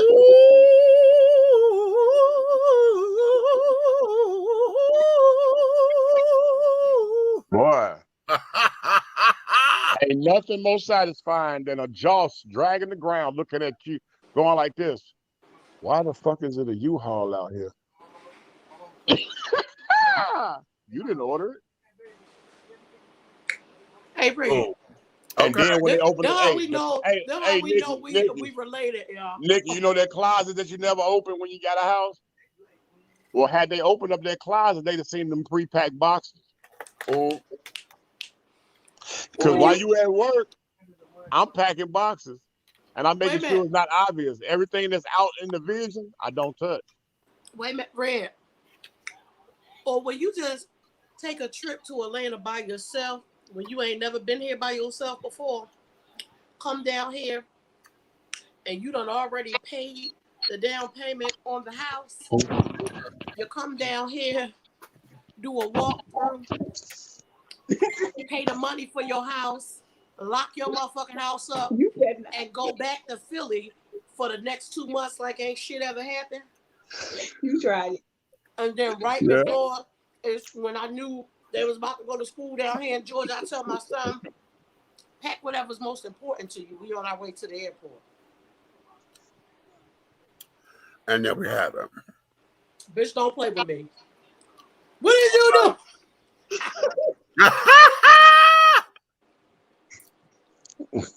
Wait. She gave the Miss America wave. I can't stand him. Okay. Yeah, So, Red, you know we ain't got no neck. Listen, while they sitting there playing their little checker pieces, baby. Okay. I might not know how to play chess on the damn board, but baby, I know how to play it in life. I promise you. Hey, let me tell you something. I motherfucking look. I was, you know how you get, that Saturday morning cleanup. Got up and was cleaning up with her and everything. But I had never, out of everything that I showed her that I caught her up in it, I never argued and I never fought. I just presented it that I wasn't no damn fool. And I kept moving around accordingly. Still cooking, still taking care of the kids, still paying the bills, doing all that. Then that Saturday morning came and we got cleaning up and we had to clean together, sweeping the garage out. The whole time I know my U-Haul on the way. You know, sweeping, when that U-Haul started backing up when we sweeping up, that motherfucker was looking like, who is this in the U-Haul? And then my brother jumped out. He was like, where you go? I said, open the door right there and start taking everything in there, goes on the truck. And at this point is when they found out, right at that moment. Well, so-and-so was over in L.A. because you know how you say it? Now, I kept saying it. I'm leaving. You don't believe me? Oh, I'll be back in a couple days. I got to go to L.A. to take care of something. Okay. call from the. What you doing? On my way to the airport. Where you going? I told you where I was going. You ain't gonna wait till I come back? For what? Baby. Yeah. I did that with a roommate.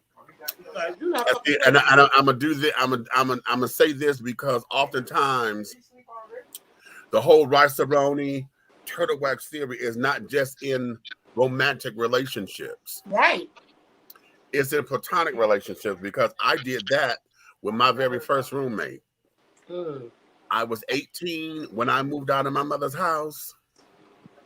September 25th, 1988. Come on. Okay. No, it was October 25th. I'm sorry. It was October 25th, my grandmother's birthday. I moved back home December 26th, 1988. And how I did that was just that, was we had a Christmas party. Okay.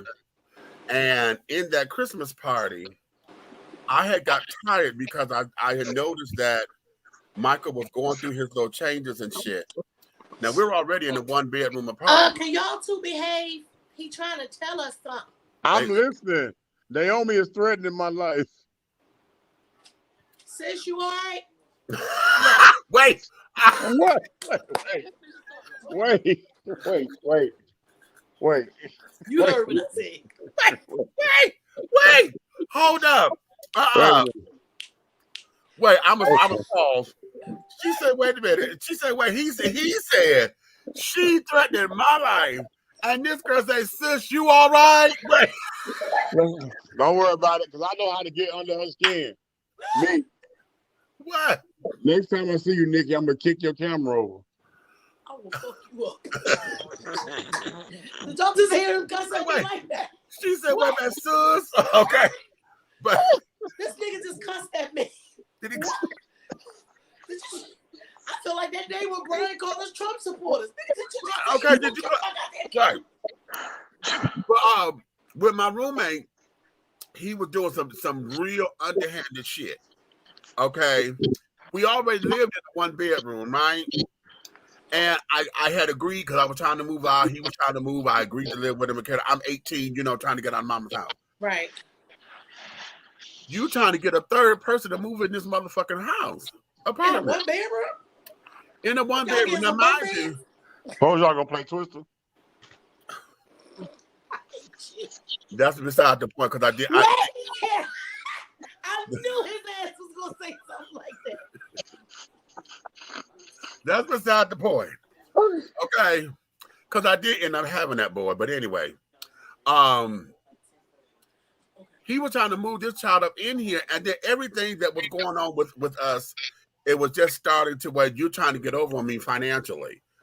And child, I had called my mama and told mama, I said, I'm coming home. She said, okay. And what I did was I had did all the cooking and carrying on for Christmas. Baby, when I tell you I cook, bitch, we cook. Okay. A big ass future. This child only went and paid for somebody to do some goddamn potato rolls. Okay. Did you hear what I said? I said potato. They were good. Oh, they were good as fuck. But still now. But he did potato roll. I did everything. Turkey, ham, dressed in potato salad. I had ribs. I had spaghetti. I had made a big salad. I had made a pot roast. I had made mashed potatoes and gravy. Girl, listen, I was a buffet. You would have thought I was a restaurant, okay? I was a buffet. This was in the 1-bedroom? Yeah. So we were having a Christmas party. Where did y'all eat it? Huh? Y'all must have stood in one spot, jumped up and down. A 1-bedroom don't mean you ain't got no other space nowhere. I'm going to slap this child. I'm going to slap this child with a wet lasagna noodle so badly. Oh, I'm going to play rat-a-tat-tat, honey. Not a wet lasagna noodle. A wet lasagna noodle, honey. I need a whole wheat noodle. Hey, I'm a straight man. As long as when you hit me, it'll limp. We good. I'm a straight man. I hate you. You know what? Somebody hit this child. If you'd have said hit me with a hard noodle, we'd have had to I fight. said the shit is about to begin. Anywho, okay. Wait a minute, Princess, what you say? Now that sounds like a fantastic meal, baby. When I tell you, mother was cooking cornbread stuffing, baby, I mean that shit, honey. Because I fed the children. Or way to it. Okay, because we had set the table. We have found, where did we get the table? Because we had borrowed a table. Oh, that's what he did. He went and got a table from his daddy's house or something. But we had a table up against the wall where I had set everything and carrying on. We had a little table. We had a kitchen table, but we also had a card table because we were playing cards. Yeah, man. I stood up here, did all that, and carried on. We had got into an argument, at the party because my son had come. My son had come with his boyfriend, and he didn't like my son, and he didn't want my son there, supposedly. And I said, that you know what we ain't gonna do is sit up here and have all of your people up in this motherfucker, and I did all of this cooking off of my dime, and all of your people gonna eat, motherfucker. You have got to be goddamn crazy. So we got into an argument in front of company, right? He goes storming off some goddamn well, I didn't give a fuck. So what ended up happening? He threw a tantrum. Huh? He threw a tantrum. Yeah. Oh yeah. No, the part was when me said, but I didn't give a fuck. I didn't give a fuck. Okay. Because we were about to fight in the bathroom because he locked me in the bathroom. In a one bedroom? If you don't, you know what? No, I'm removing him from the screen. he put you in timeout.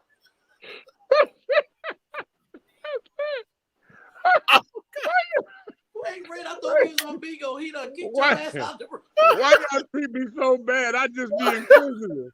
I just be asking questions. But he came. I'm telling. Listen. He came and because when Pete came in the door, Pete was dating. Who was Pete dating? Pete was dating Eugene at the time, and Pete so and Eugene. Yeah. Okay. So, nope. Shut up. I'll do it. Okay. Go ahead. So when he come, he said, "I need to talk to you," and he grabbed me by my arm and kind of like pulled me, right, yanked me a little bit, like he was pimping you. Oh, was it like a pimp? Like, did he have his fingers closed, or was they spread?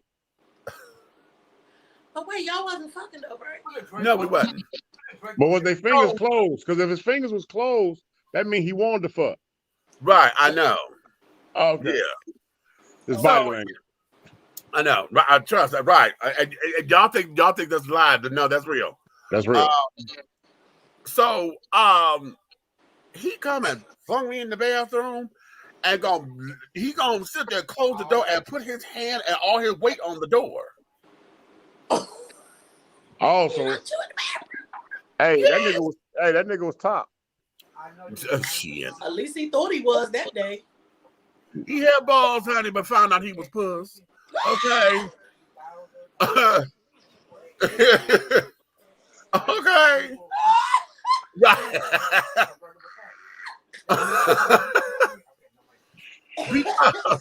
Some of the bomb alarm Muhammad in the back of a Honda. Okay, go.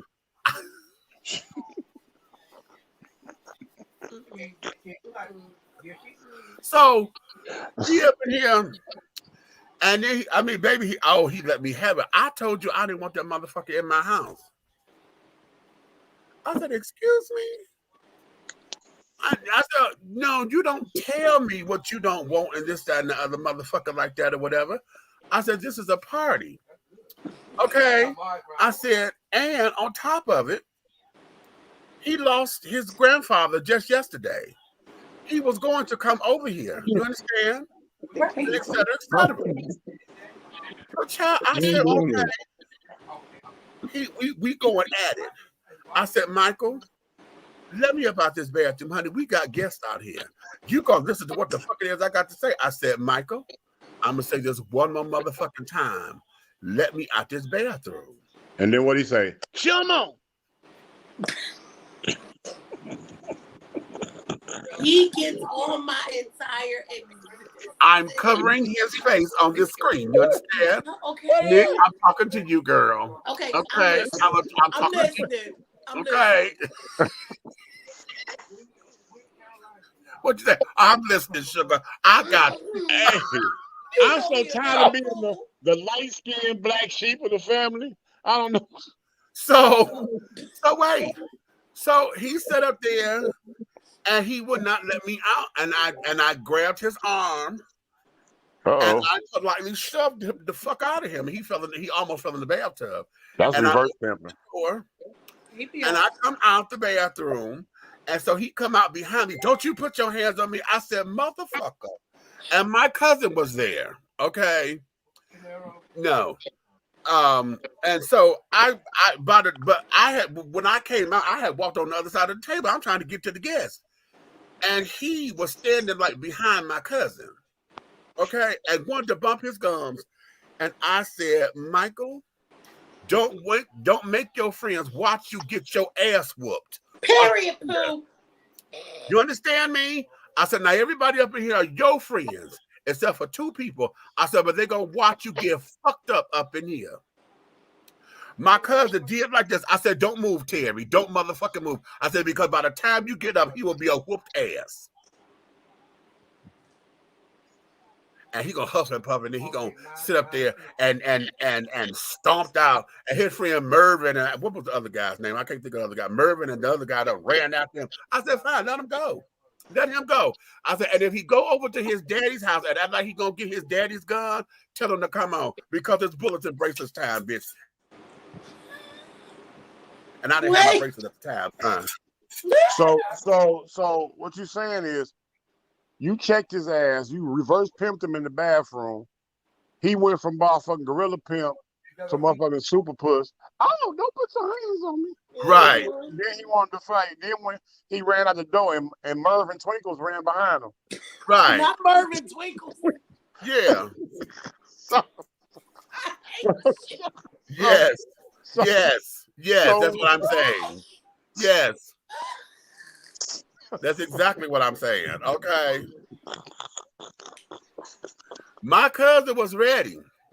Baby. Okay. Baby. My cousin was ready, but my cousin was, my cousin is like 14 years older than me. Okay. So I'm 18 at the time. My cousin is 32. He and Michael were the same age. So it was like, my cousin was like. Did Michael think because you was younger, he could be able to tell you what? Oh, Mike, you better sit the fuck down. Yeah, that's what it was. Hey, you know what he thought you was? He thought you was his minnow. You know what I'm saying? His little fish. Not the little fish.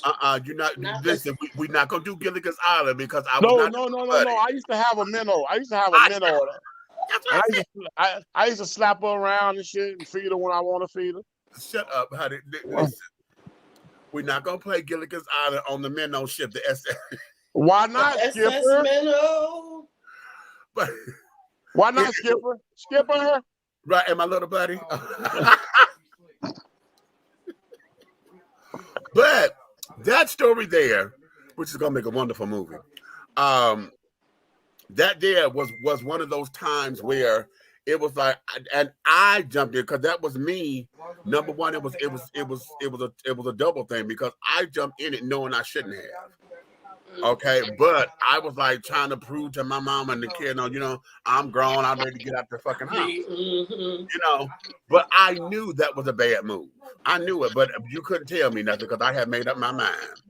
And when you got done fucking around with Pete, Eugene, Mervin, Twinkles, you motherfucker was like, Eugene, Mervin, Twinkles. So you call. Eugene, Wait, because now that shit ain't gonna go out my damn head. What? Pete, Eugene, Mervin, Twinkle. Twinkle toes. Okay. I'm gonna put that shit on a motherfucking t-shirt. Pete, Eugene, Mervin, Twinkle. Twinkle toes. Okay. So at that particular time, I accepted it. And then, I accepted knowing that it was a bad move to begin with. Okay. And then was on the butt end of, no pun intended. No, because you were top, right? Sometimes. Depending on the day. Okay. Depending on the day. Hey, it was just a question. So I had allowed myself to accept that kind of treatment or whatever. And then when I had my moment, luckily we was only 2 months in. Okay, I got a question for you. I have an answer for you, hopefully.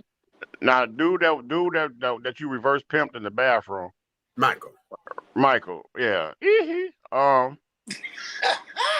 What I want to know is, like, did you what?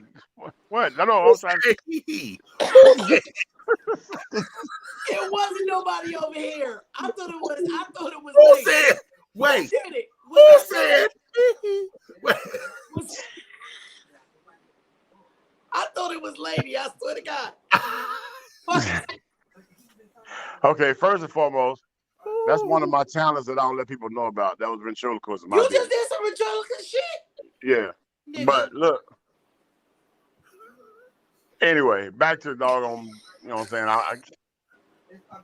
Shut up. Anyway, I just want to know, like, did you and Cougar Man, did y'all smash or something? What Cougar? Which Cougar Man? Oh, you said he was older than you. Oh, Michael, no, we never did. That's why I said y'all wasn't fucking right. No. I didn't get it. I'm like, damn. So maybe that's what it was. That's what it was. He had all that built up. I don't know what to call it. I don't know. Frustration. We're gonna call it testosterone. Say that again. Testosterone. And you made him say it again. I can't help it sometimes. You know I can't help it sometimes. I be trying not to be in his bullshit, but the shit be funny and I can't help it sometimes. Say that again. You do not encourage bad behavior. I know, but sometimes I can't help it. I be trying. I be trying to make sure it's clear for the doggone people that's watching. For the peoples. Listen, the peoples, he trying to he gonna throw y'all under the bus. He gonna throw the peoples under the bus. How about do it for the peoples? Okay. I'm gonna do it for the people. Okay. So yeah, but what happened when the party was over? Oh no, my other child was there. Brent was there. God damn, you was a hoe for real, wasn't you? Those are my first two kids. Pete and Brent were my first two kids. They were my Adam and my, because I'm Samantha, so they were my Adam and my Tabitha and Adam. Oh, so y'all me. Right. You twitched your nose just like mommy. Anyway. So y'all wasn't no bitches. Y'all was some witches. Like, there you go. Exactly. Oh, you got that. You got that. Well, I be a goddamn magic spirit. I love switches. That's my movie. That's exactly. I'll get into that later. Because go ahead on. Watch that when we get off. Okay. Go watch Twitches. So what happened was when the guests were leaving, I said, "Baby, you got your car?" She said, "Yeah." I said, "Here, take mama's stuff and put it in the car." I took my shit with them out the door. Ooh. Oh, child shit right at the end of the party. That's the fuck I did. Okay. That's the fuck I did. Let's not even drag this on, sweetheart. We left the same night at the party. Yes. After when the guests were leaving, my shit left with me. Put that in your car, sugar. We're gonna take it right around the corner. Mm-hmm. So you had that. Okay, let whoever you want move in this bitch. So after you got to your mama house and you unloaded and then you exhaled, what did you do? After that, mama told me, don't do it. Mama told me, she said, I knew you was gonna come back. Because she said, I knew when you left that you was gonna be back. They always come back. I said, I wasn't trying to come back. Right. I said, I wasn't trying. She said, I know, but she said, but that wasn't right. And it wasn't the time. She said, you had to learn that for yourself. And I couldn't tell you that because you were so gung-ho. I wanted to be out on your own. I wanted to let you. So then what you're saying is mama knew that Michael was bad. You know what? Stop. Don't stop. You can't stop till he got enough, Ray. Stop.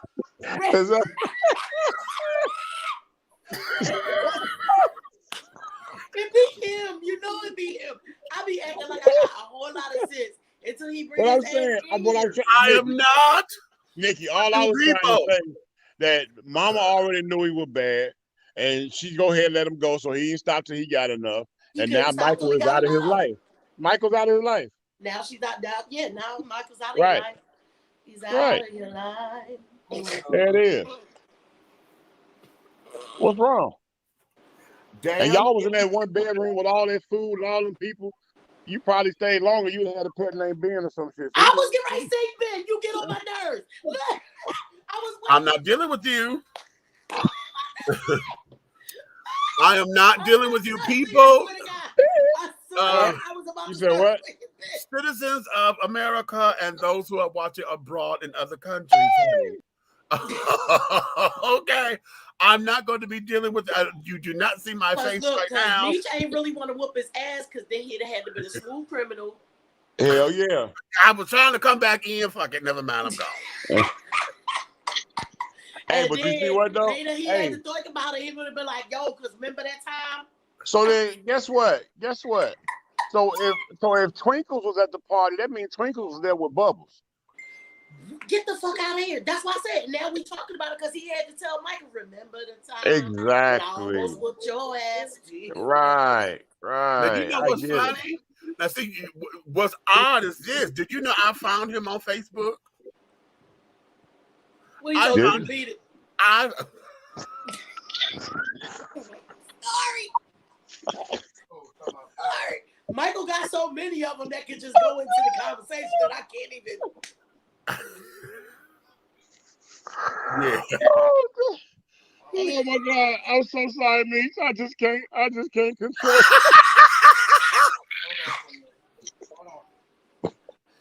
Because the way he was telling the story, man, you know it was a thriller. It was a thriller. I was watching. Yeah, it was a thriller. I swear to God, it was. You know what? I swear. Hey, come on now. You know we family. You know we want to rock with you. This is what happens when you live your life off the wall, children. This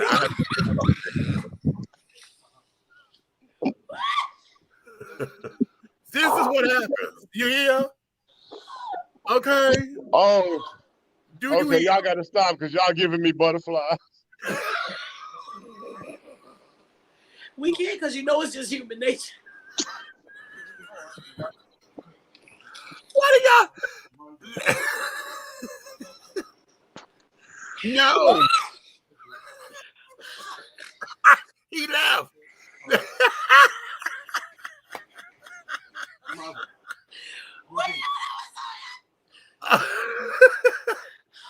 Oh, sorry, princess. We forgot you at work. Wait. He done knocked his own ass out the damn thing, child. Okay. I'm here. Hey, this shit like, but real talk, this shit like ABC 1, 2, 3. No, don't you blame that on the boogie. Don't you blame that on the boogie. Don't you blame that on the motherfucking boogie, nigga. Oh, shit. Oh, my God. Oh, don't you blame that on the boogie. Don't do it. Okay. That motherfucker snatched you up like you was the lady in his life. I was getting ready to say she was out of his life. Twinkle.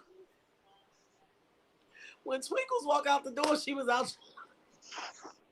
Y'all too much. I know. We sorry. I know this shit is torture. That's my song. You know that. Oh. Okay. Michael's version. And when it was all over, it just made you want to scream, didn't it? Yeah.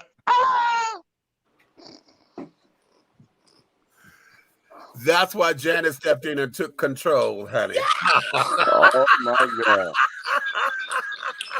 Okay. Y'all like how we did that there, huh? Yeah, let's wait a while. You see how funny how time flies when we have fun, Okay, y'all. sometimes we got to do it anytime, anywhere.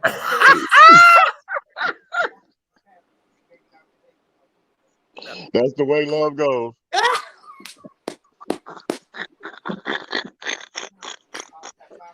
Because it's the pleasure principle for me. You know, it's just the principle of it all. Yeah. But we are media production. We are part of a Rhythm Nation. Let's go. And there you have it, honey. All right, Meech. Back to Twinkles and Eugene and Pete. No, because they don't stand another chance. So stop.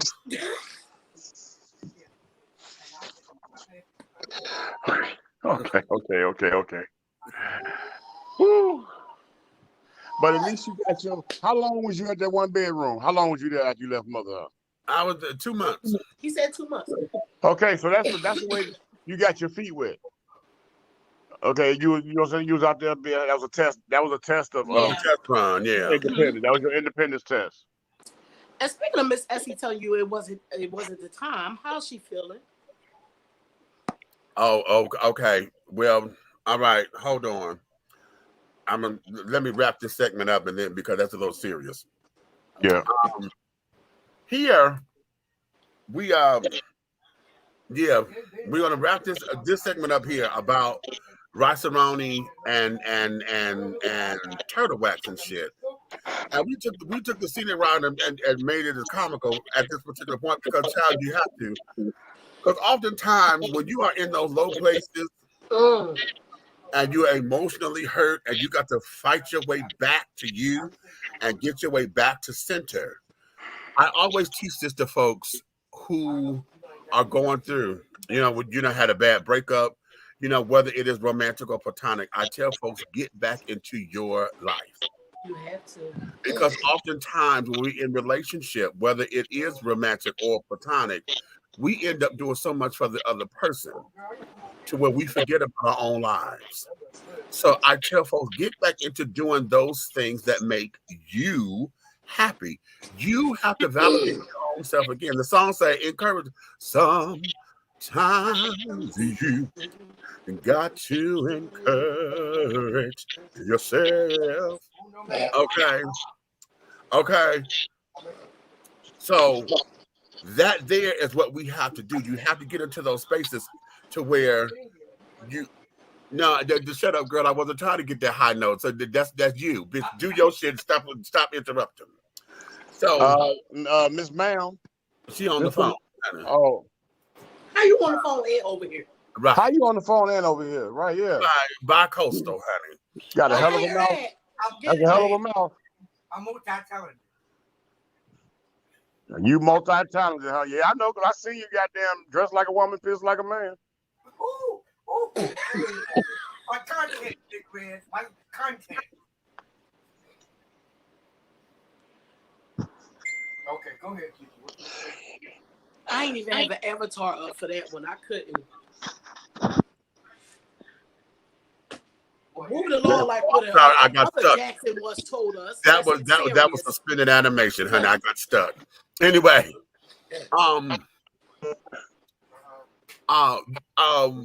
we have to get back into those places where you encourage yourself, to where you get back into your life. You get back into doing those things that nurture your own soul. Self-love. Self-love. But a lot of times, folks, those are just words because most folks don't know what the hell that means. You got it. Self-love falls under encouragement. Hold on for a second. Miss Ma'am, I'm competing with you. Okay. You ain't got nothing. You got with the self-care first. You're supposed to feed your executive producers meat.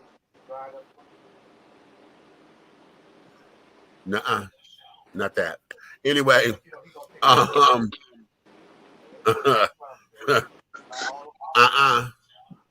that. Y'all know I'm allergic to shellfish, honey, and imitation crab ain't real meat. Anyway. Damn.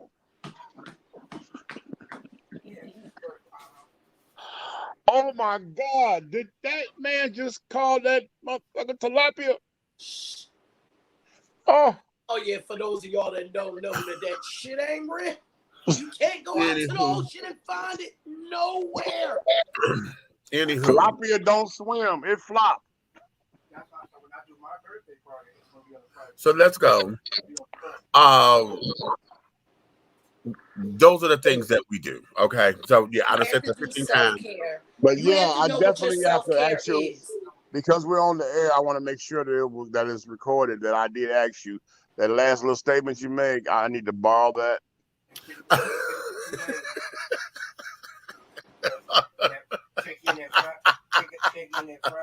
I swear we go on Monday night at Backstage. They got comedy night at Backstage on Mondays. Me and Mook found out last night. We need to be there. So, be that as it may, okay? Oh, may that as it be. May that as it be. Give me that. Okay. So now, yeah, let me interrupt because we're gonna talk sex in a second. But let me update on my mama. And I haven't called her today because I wanted her to rest before I call because I don't need to hear her panicky. Okay. My sister called me this morning to let me know that they had moved my mother to a different room. I said, okay. And what is happening, her oxygen levels are not staying normal. Okay. They have her on oxygen, but every time she takes the oxygen off, she's not able to stay. They go way down. She's not able to stabilize. Me, don't panic on that because that's what they was doing with me, and I wasn't even there for COVID. Okay. And then that Naomi daddy, which is home now, they tried to pull that same shit with him. Okay. All she got to do is feed herself, and doggone just every time if that shit start irritating her, take it off, put it back on, and tell her. But that I know that she does because hell, when we last talked, she didn't have it on. She was like, "Do I sound like I need that?" I said, "No." She said, "Because hell, I don't have it on right now." And tell her they put a more. Because it gets irritating after a while. Because every time I have a crisis where I have to go in the hospital, that's one of the things they have to do immediately. And I don't always feel like I need it either. So I do that too. I will take it out. Yeah. And then if I start feeling like I'm short of breath or if I got to get up and go to the bathroom and I might be a little winded, I lay back down, I put it in.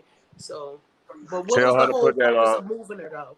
Tell her how that nurse put that moisturizing thing I told you about. Yeah, when I talk to her, I'm gonna find out because my sister said my mother got worried at that point. She said I'm starting to get a little nervous. And tell her don't. She asked everybody to pray for her. Because that'll make it work. Her nervousness and her panic can trigger something else. So tell her just calm down, breathe. So my sister is home. My sister was in the hospital. She's home.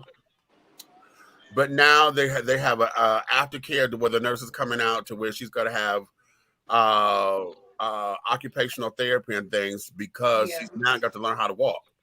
Right. And all of that again. With having the left pinky toe gone, but thank God that the pinky toe is not necessarily needed for balance. Right. Like it probably would just be a little bit funny feeling at first. But but see, she also had 2 bones removed. Oh yeah. Remember, she had 2 bones removed out of her foot, so now they're looking. She's got to be wheelchair bound for a little minute before they start with the getting her into the physical therapy and stuff. Okay. So but she's home heal from that. The bump that got to heal from this. Yeah. Okay. So now this is a whole big to do and thing. So y'all just keep Definitely will. She's never been and out of it. All of that because they got to move and carry on. They got supposed to be out of their place by March. And it's about to be winter there. So, child, trying to do all this in the wintertime is ridiculous. And there's some complications that's coming along the way. So, we just got to now make some shit happen.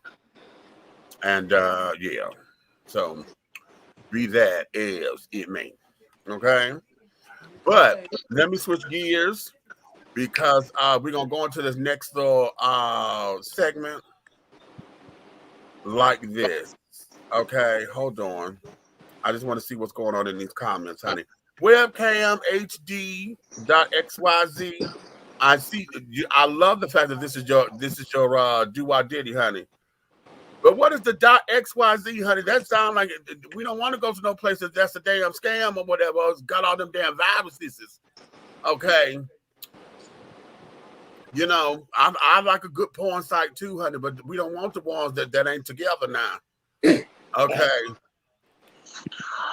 You guys, you children who are watching this show, especially people who are a part of P-Riders, we're supposed to be doing community service in the morning. Y'all ask the baby up. Oh, okay, that was good. Okay, is that the PSA today? Yeah. And since she went there, I better remind Miss New Booty, huh? Okay. Miss New Booty said we got. We do have our uh, our community service work that we're doing here in downtown College Park, Georgia. They finished the mural, so we're going to go and we got to put the sealant coat on there so that it becomes weather protected and carrying on. And please understand, we do community service work. We ain't on community service. Please know the difference. This is complete volunteer, not arbitrarily done. Okay, we ain't got to sign no papers or get nobody to sign nothing. How about that? Okay. So be that as it may. Just want y'all to know. You know, some people hear half of it and be like, you know, they say they have community service. Okay. We do community service. Meech, what the banner say? The banner said He forgot the to be. Oh, I did. Okay. All this time, ain't nobody said nothing till now. I was going to tell you, but we was talking. Okay. Well, say la vie. They know what he meant. Y'all know, right? But catch it, honey. The children ain't saying nothing. Okay. They just waiting for it. Yeah. Right. Okay. I just created. The story of every man's life. Oh Lord. Just waiting for it. Okay, there we go. I'm starving, yo. I'm hungry. Oh, wait a minute. I meant to put the ticker on there. I didn't tick it. I was going to say, damn. He made sure Right. everybody knew that. Because that No. means some of this might be cut out. And y'all keep checking whoever on the YouTube page and see if YouTube kick us down. Okay. You know, they No. love kicking us off. Whatever. At any event, honey, here we finna ready to go into this because, like as I said at the top of this, we want to go into understanding what does this mean, for the children who are in relationship and your partner is more sexually active than you are. Oh, I've had that issue. Okay, to where, you know, they are, now I won't call them insatiable, but they require a lot of sexual attention, more than what you're willing to do, you know, more than what you're maybe not necessarily not comfortable with, but hell, you good with 1 or 2 times a week. They need it like 1 or 2 times a day. A day. You know, Yeah, I've been there. That's you know, for me. and you know, the question becomes, how do we handle it? What is it that we need to do? And So then, you said 1 or 2 times a day. yeah. They're a fucking rabbit. What the? Okay. But some people are like that. Maybe in a past life or something, you know. And then wait a minute. Then let me put this proviso here. Him and that damn pimp hat on down there. Listen, he did this, and we okay. We are. I want to stress this because there are those who believe that sex is not sex unless there is penetration involved. Okay. And the alphabet children, honey, there's a number of us, child, who just live by that creed, honey. It ain't sex until I am penetrated, honey. Okay. All that other shit is cute. But when we ain't fucking, no, it ain't sex. Okay. And there's a number of people. Sex is literally in one of those oral sex. One would think. Okay. However, but the concept of it is not where they want to stay. Okay. So but I got a question. I have an answer. Okay, oral sex, right? Mm-hmm. Yeah. That's penetration, ain't it? That's kind of penetration or using the mouth or whatever. So if to be oral sex, does it have to go in the mouth or does it be near the mouth?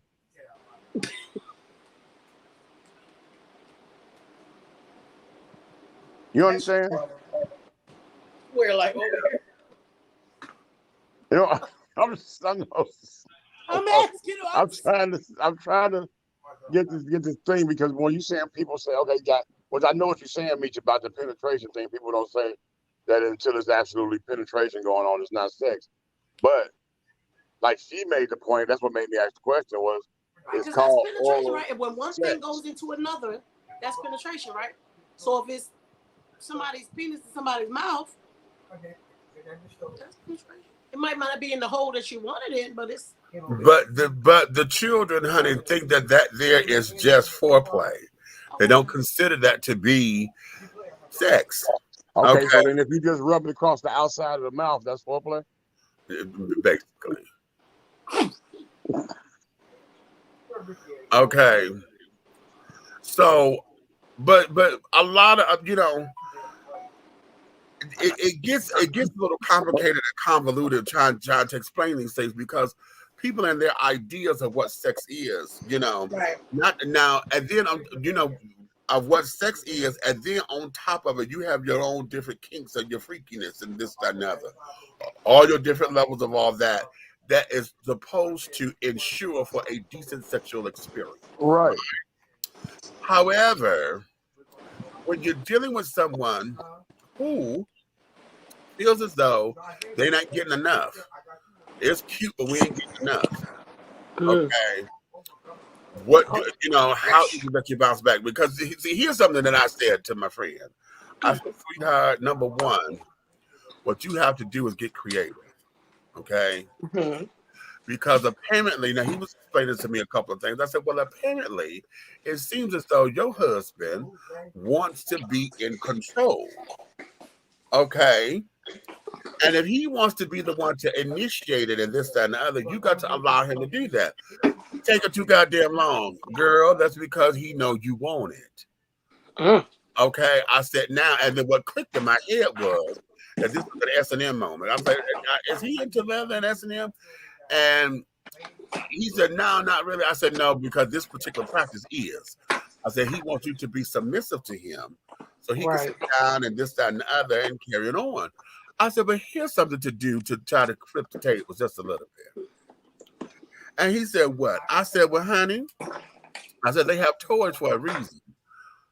I said, the whole idea of you wanting to sit down here and entertain your partner, I said, if he don't want to do it yourself in front of him. Oh. Okay. I said, Miss Page, go get you a bulb, honey. Okay. Little bulb, battery operated boyfriend. So then let's talk monogamy and longevity, right? Right. Like what's truly like this is one thing, now here's a question for America and everybody out there. Like what is the difference between, what I'm saying, how can I put this? What's the difference between a man working a job for 10 years and him being married to a woman for 10 years? Like what you mean? Because I'm sure I'm trying to figure out if that's going to wind up someplace ignorant or. No. Because sometimes, you got to wait with him. No, I'm saying, okay, you work a job 10 years, and you're married 10 years. Like, what is the difference between the two doggone things you got to do in life? You know what I'm saying? Like, what is the? Wait a minute, rephrase that because we lost in the translation. Where you going? What I'm trying to get at is like, okay, you know how it is when you were talking about how you saying switch it up, right? That led me to think about it. A 10-year marriage, right? Right. And being on the job 10 years. Right, but I'm saying a 10-year marriage. Okay, then you might understand this then. A 10-year marriage, and you're on the job for 10 years. So, what does the job got going on that's better than the marriage? Okay. Okay. Well, you're right there.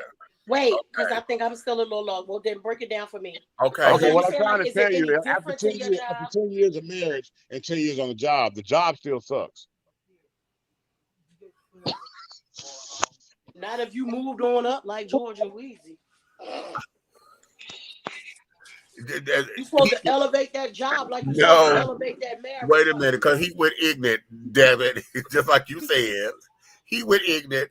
And I was finna do a save. Because the save, what I was going to say was this. See, at the job, there's room for advancements if you work it right.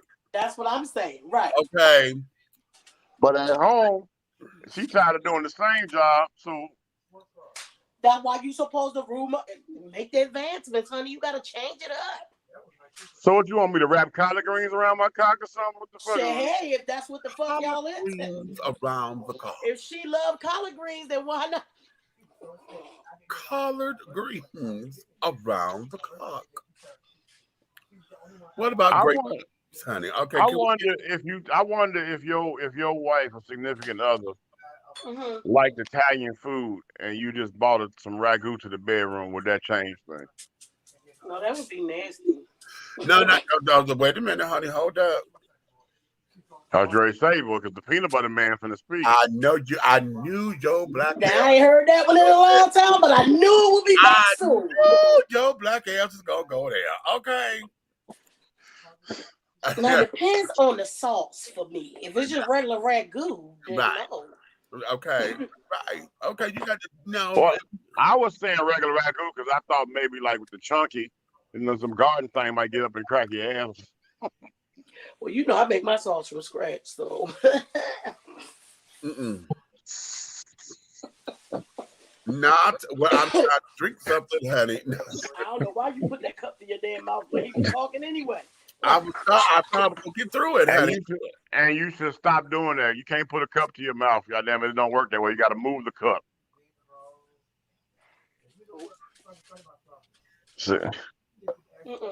Oh, you're a professional. My bad. Right. I hate you.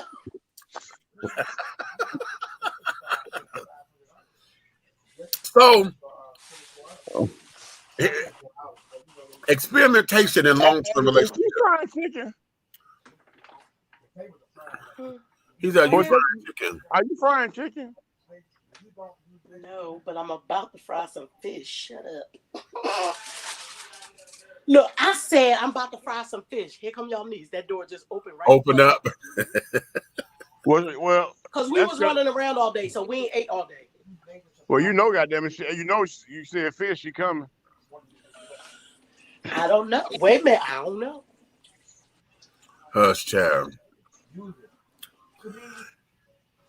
Well, surf and turf, are we? Okay, go ahead.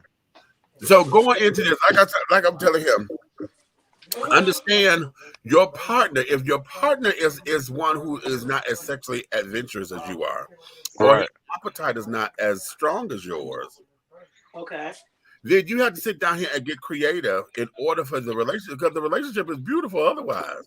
Everything else is absolutely sugar. You know, it's sugar. Sweet. So then, what's your excuse for a person? Okay, it's two people. Okay, you got a relationship. I got to tell you, it's two people that I'm talking about, not a bunch of motherfuckers. Okay. Well, okay, you're in a relationship. One person is a stone freak once the button is set off, right? Right. But they don't initiate shit. Okay. But how could they be so sexual but refuse to initiate, which in turn sends a mixed signal to the other person? Once you realize, the whole idea to that is realizing that they do not want to start it, because see, whatever that psychological block is, I don't want to be seen as the one who is the hoe. Right. But I thought after 2019, hoes was proud. Well, they made a song called Side Chicks. The side chicks are proud. Right. Okay. Those who have some sense of decorum about themselves, honey, they still want to be a good girl, but they want to be the lady in the streets and the freak in the sheets. Okay. I don't like good girls. I like hoes. You got it. You like hoes, but okay, you get it once you when the good girl on the street in the bedroom, that's what she becomes. Nikki, if you got company, we understand. What you doing? Shut up, the hell up. I'm about to cut the damn soap. I'm making soap. Oh, okay. I got nervous. I thought you was doing the exam. Oftentimes, there are people who don't like to take, the initiative. Mm-hmm. But that's not cool, Meech, because if you got two people in a relationship, okay, and both of them doggone sexual, but one of them is doggone is don't want to initiate.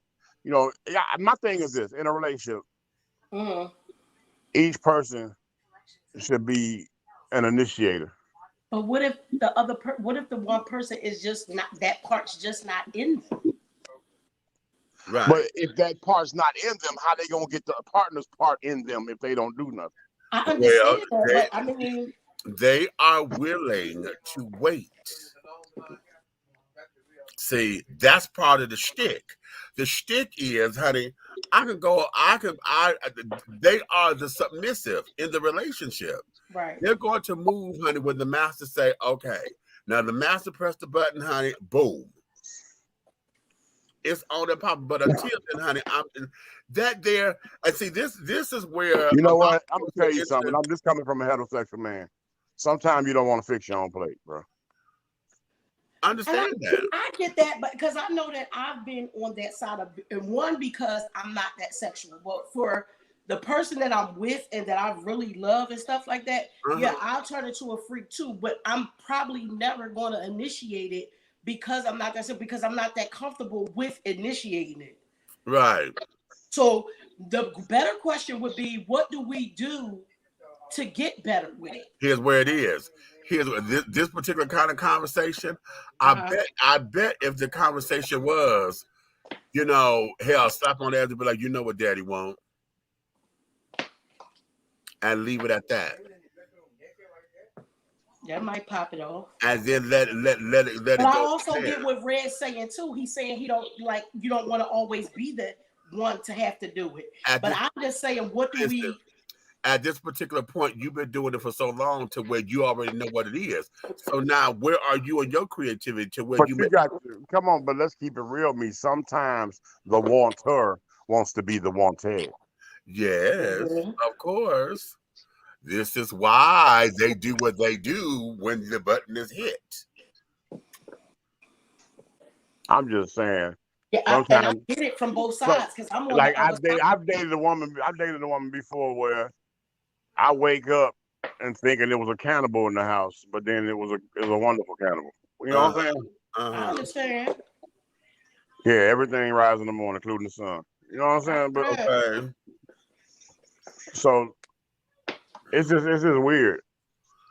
But see, okay, so are you saying that is it her sexual appetite that's challenged, or is it her initiation? Because like here, when we're dealing with appetite, most of the time, the problem because that it is everybody is off kilter. You know, one is more sexual than the other. You know, and carrying on. But if the whole idea of this particular part of the argument is I'm tired of always initiating it, that's a whole separate issue, because it's not like you're not saying that, oh, I'm not satisfied because this bitch does the do. Right, but but at the same time, like I said, bro, sometimes how can I say this? Sometimes you want it. You want it to jump on. Sometimes sometimes motherfucker, like, goddamn it, you know, instead of the motherfucking tree falling on you, sometimes they want you to sneak up on the tree. Right. Okay. Then say that. Yeah. You know, do they know that? Were you able to express that? It's, you know, I got this from actually I got this from somebody it was uncomfortable for them, but I got them through it. I told you I was doing a little counseling thing. Yeah, that's what I was asking. So what brings them to it? Because I'm that person. Well, what got it was this. He found out that they were stimulated by watching. Oh. Really? Really, they were stimulated by watching. So you put on the screen, turn on the sound, surround sound, right? And you just chill as you doggone getting yourself ready. And all of a sudden, we're off to the races. Right, right. Okay, so outside stimulation is probably needed to help with the visualize the fantasy. So yeah, it was yeah. But that's one of them things that was one of the things that does not come out in the out conversation. That's why I put it out there, because you said Right. when they talk about things that people won't say, and this is something that doesn't come out. Right. And like that's why I'm glad that it was a time that I wouldn't have never said that that's me. You know what? Here's something that I found. Yeah, I would have never known. Like Auntie Nikki just, you know what I'm saying? You see how we had this subject matter right now? Right. And how she was freely just telling the world that she was a freak. And that's cool. I never said that. Yeah, you did. That's what you got out of it? No, that's what came out your mouth, besides other things. Hey, if it's with the person that I love, then yes, they can bring that out of me. But no, I'm not a. But they can't bring it out of you unless they put it in you. No, they gotta bring it out of me before they can put it in me. Because if they bring it out of me, then they can. I do know that I'm celibate, and I've been that way for the last couple of years. Don't listen to this fool. Be careful now. Don't you sell a bit now. Sell a lot. I don't want to sell a lot unless they pay you real good. Now, here's something that I found very interesting, though, because when I asked my friend about, I said, "Sweetie, tell me something." I said, "Did you still jack off?" He said, "Yeah." I said, "Okay, where did your mind go?" And he explained something to me. And the whole thing of it was he says, I kind of like want to see him with somebody. I said, okay, describe the person. Wait a minute. Describe the person. But the person that he described was him. I said, so, okay. So basically, do you want somebody like you or similar to you? I said, because what you just described is you, right? What was the answer? And so he paused for a minute because he didn't realize what he had said, right? He said, oh shit. I said, right. I said, so now when you jack, I said, what do you think about? And so he said that the fantasy is his husband, right? And he didn't realize that because how he described it. I said, child, that's your husband. But most of the time when you're in politics, you know what I'm saying, and you're a master debater, you don't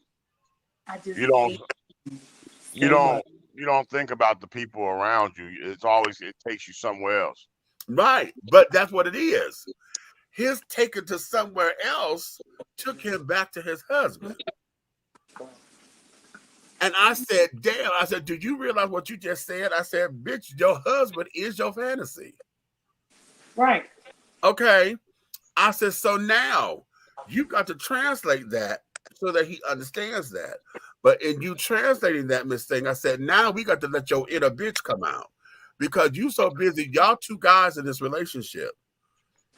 And you so busy trying to show him that you a guy too, that you forget, honey, you got to let that bitch in you show up a little bit, honey, to let him feel as though he is who he is. Because he done already told you in so many ways, honey, you're too aggressive. Right? Well, I understand what you're saying, because I understand what you're saying. That make a lot of sense. That make a lot of sense. Sometimes you got to bitch up to switch up. I get it. Exactly. You know what I'm saying? But sometimes it just seems to me like significant others be playing games and shit. You know what I'm saying? It always seems like that when you are when you feel as though you're the victim. It's like, damn, why do I always have to be the one? You know, and we all get like, that's a human characteristic. Why do I always have to initiate something? I always got to be the one to start the conversations. Every time we need to talk about it, I got to be the one to start it. It's something on your mind, say something. we all get into that in one style, in one shape, way, shape, style, form, or fashion, and carrying on. At the same time of understanding that, when it comes down to sex, and one partner has more sexual energy than the other one, what ends up happening is the person who doesn't have all the sexual energy don't want to listen anymore. They don't want to compromise. They be like, okay, they would rather just shut down. Nigga, look, you fuck too much. I ain't into that shit. I'm done. You wait. Okay, because it's my body. Period. Okay? And instead of saying we're in this together, you know, let's come up with some kind of compromise. How can we do this? How can we do this? You know, and then like I'm going back to sex is not always penetration. Okay. That there is where a lot of the hookup is. Because for those who believe that sex is penetration, then so just because a hand job and a blow job end in the same thing, does that mean, goddamn it, a hand job is sex? Hello? Did they finish? But I'm saying, it's a hand. If you did it your damn self, it's solo sex, ain't it? Solo sex. Okay. Y'all niece in here on the floor. She keep going under the camera so can't nobody see her. She in here cracking up. She said, I ain't never heard that. So pretty much when it's solo sex, it's like you done something great, so you're giving yourself a hand. How about that? That's why I hate you. How about that? Listen, I'm gonna tell you that they got those toys for a reason. They got the rose, they got the rabbit, they got the damn they got the little pleasers and teasers, they got the little people laugh at me. Do y'all know I've honestly never used a toy before, ever. You a lie, you just can't find the first one you used. I never have. Stop. Y'all know, just a few years ago. I thought you lost one because every now and then when you talk, you hum. You're so stupid. Listen, I just started thinking porn was all right a couple years ago. Okay. Hell, Meech got you beat. Well, shit, I know that. Yeah, bad. Okay. Y'all know, I had to work through a lot of childhood trauma shit. Now I'm better, but I still never had a toy. Ever. We're gonna have to chip in and get you the doggone. No, hell, you don't have to chip in and get me shit. Well, let's chip in and get her to lick that cat 1000. Lick that cat 1000. Actually, you know what? They do have a mechanical tongue. Yeah. You know what I think Nikki needs for her first toy? A rose. What is that? It's the devil. Well, then no, I don't want him first. Then no. The devil is not welcome here. Remember a rabbit, a 12-speed rabbit. He said, "Who at the door?" He said, "The devil." Hey, me. The devil ain't welcome here. Let me tell you something. The rabbit was dope, but when this motherfucker right here came out, okay. Look, he's showing it. What is that? Wait. Is that the one with the purple and clear piece? No. What do you know about that? The purple and clear piece. That's your niece. You know she probably a freakily. Hey, let me tell you something about this. If you ever gave a woman, like a rose or something. It is a rose. Oh. If you ever gave a woman a long stem rose, you slacking. You got to give her one with no stem at all. Okay. I don't want them to kick us off the air. I'm just letting you know, this right here. We all out there painting. I'm be like, how you use that damn rose thingy? What you doing too? Nikki, you know how you be having nerve problems? You know how you be having nerve problems and you be upset, you and relax and you listen. This is the sound of tranquility. See, my fear is I get some damn toy and I like it, and then I'll never get no man no more because I be shooting niggas down like, bop, bop, bop. And I don't want to do all you gotta do is name it. You gotta name it. Listen, one of the things that we have got to stop. Yeah, ask Meech because he got all the toys over there. Not all of them. I have a few. See, I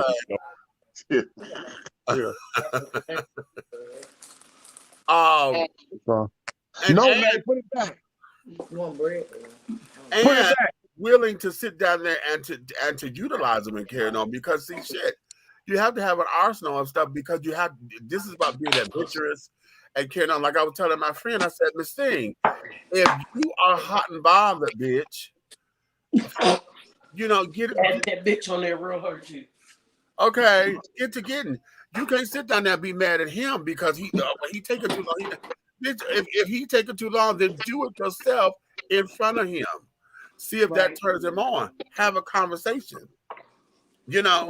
Because that there is where all of this is. Because it's like Miss Thing, you have got to get into him. If he's a visual creature, honey, maybe that might turn him on to watch you take care of you. Mm-hmm. So when a man, when men play with toys together, okay, I don't know, nigga. It ain't like I be motherfucking hanging out watching. You know what I'm saying? But I'm telling you. Oh, wait a minute. Oh, we gonna really get kicked off. Don't wait a minute. Don't do it, because baby, you ain't seen it. I live for 2 bottles, honey. Anyway, go ahead. But what I'm like roommate over there probably want a cracker. What? Man. Like if they use a toy, like do they wigs and shit turn around? I don't know. I'm not there. Oh. And that's not done over here. Lady in the background, he messing with us. That's not done over here. Yes. I have to make sure I heard it right. Man, I'd be curious if I be wanting to ask questions, you know what I'm saying? What? You know what? Hey, I'm gonna send a lifeline out to a friend over at Nikki's house. She right there. I need to know, because this right here came across a conversation with me with somebody. They in a relationship, right? Uh-huh. 2 females, and she tried to convince me that she don't eat no cat. Uh-huh. And they live together in a relationship, and I'm trying to figure out exactly what type of doggone intimacy they got going on. Oh, honey. Cole says she's new. No, she not. No, not to the gay. They because I was gay for the longest. You saying the girl might? How long they been together? Because she's saying for the longest she wouldn't do it either. Oh, no, they've been together for a while. No, here's where that might be, because see, just like there are with 2 guys, there are tops who don't want to go down on another guy. They're just not over. Right. They just won't do it. They just won't do it. There are bottoms who don't want to have it done. They might have grew up in the city, you know what I'm saying? Like if you grew up in the country where they make the sausage at, you know.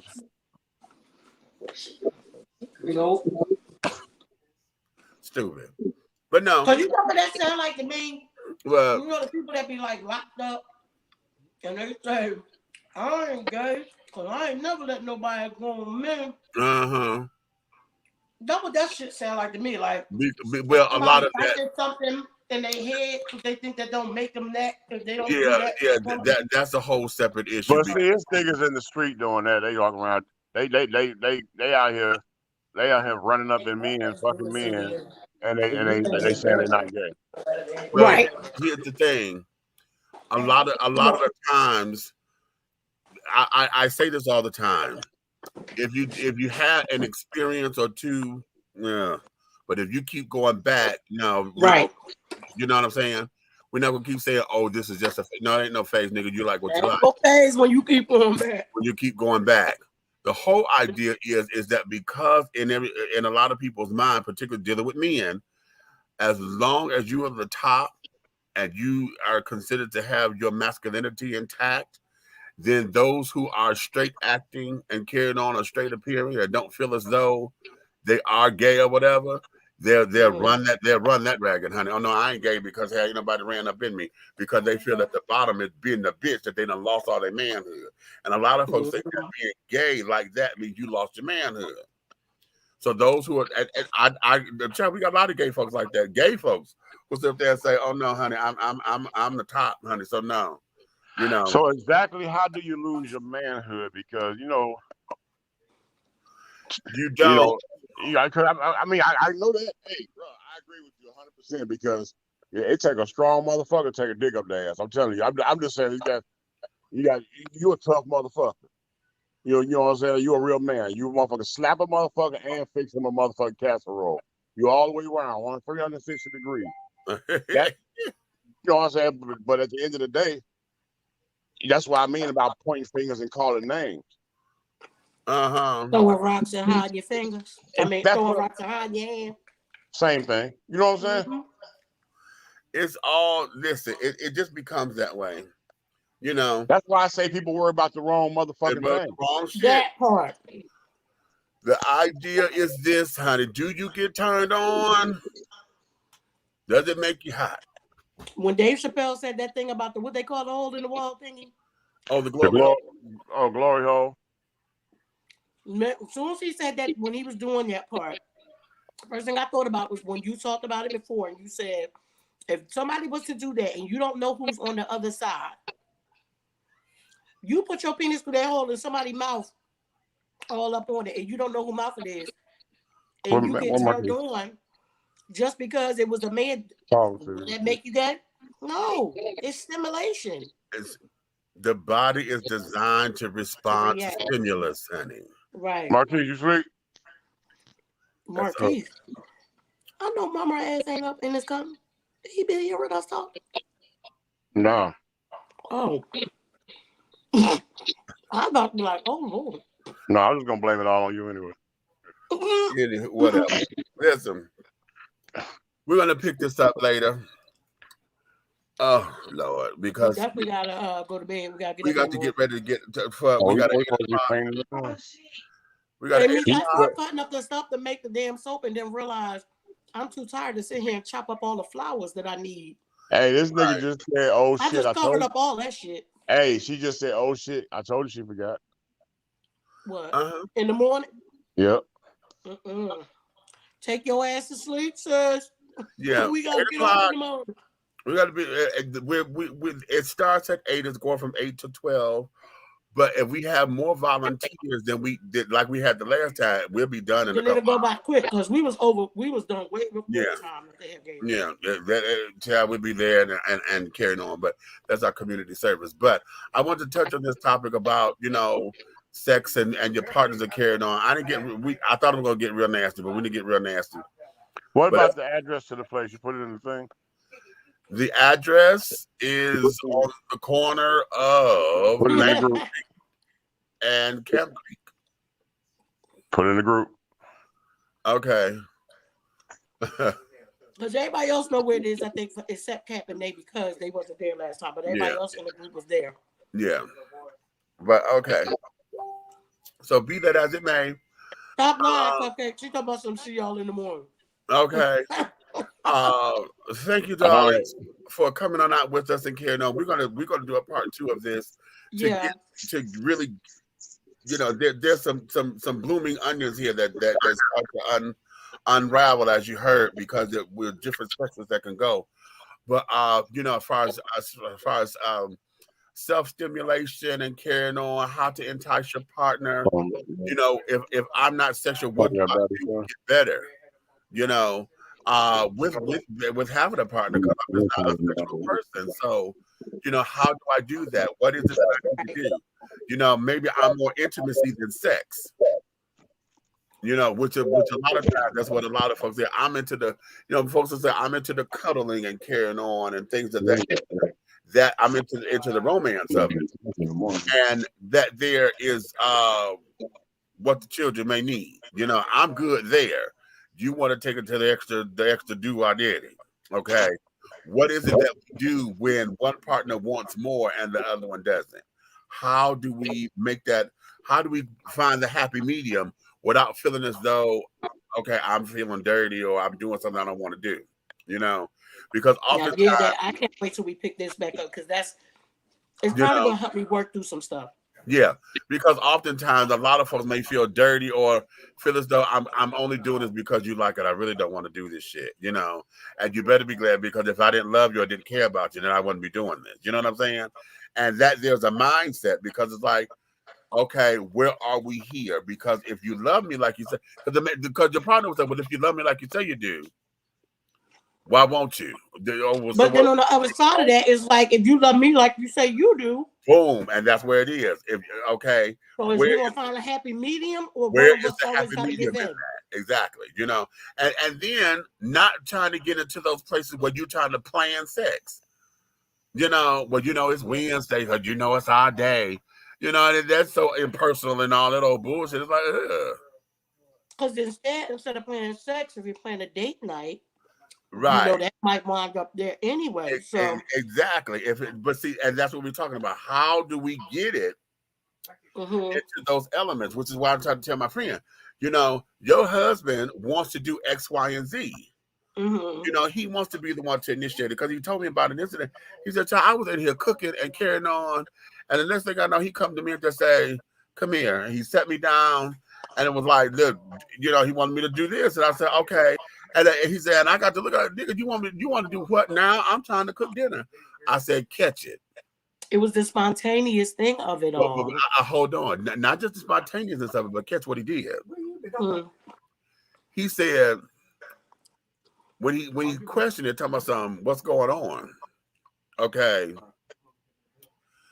Oh boy, got rough. You're like, nigga, shut up and take the dick. Okay. And then he got, I said, oh, you pussed out, didn't you? You pussed. Okay. He said, yeah, that was kind of hot. I said, right. Right. Said, look at what happened. I said, your mind was nowhere near sex. Okay. Nowhere on sex. It was all his doing. Okay. It was all on him. And he took you to that spot. Okay. I said, that's what he needs. And now you sit up there trying to time him, because now you want him to do it again. But your energy says that you so sexy right now to where he backs up and like, no, not now, not yet, not yet. That's all. He's into that mindset of right. When I want it. And so now I'm trying to get him to understand a couple things about that. You know what I'm saying? I'm like, sweetheart, honey, I got to let your inner girl come out, honey. Yeah. Divine feminine to it's where. Like that, wait a minute, it's like that Heinz commercial back in the days. Anticipation, right? You know, is making me wait. Remember that old glass? Yeah, Take forever for that shit to come out. But when it did, you was happy, right? And so now, you know, just to tap into that, because I said, child, that's our masculine energy. Masculine energy does not like masculine energy. Back, right. You know, because it clashes.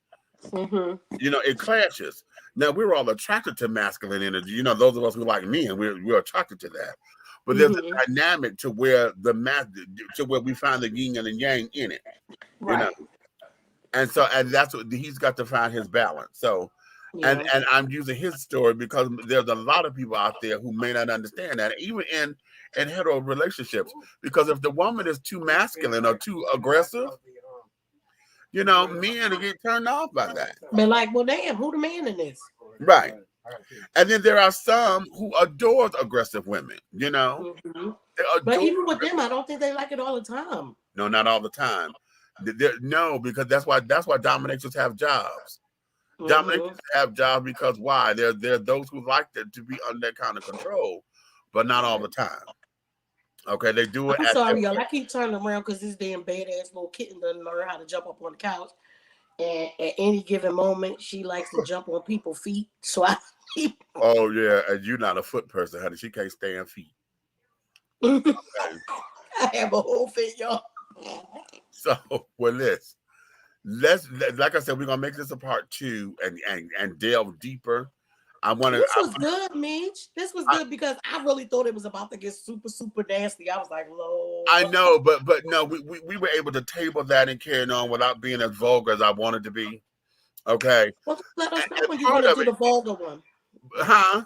I'm going to still be here, but I'm going to just calm down so don't nobody see me bluster. How about that? But see, and I think what it is, because I got this damn banner running, and I built up anticipation. You know, now we sit there talking all technical terms, and you know, we just said penis instead of dick and all that kind of shit.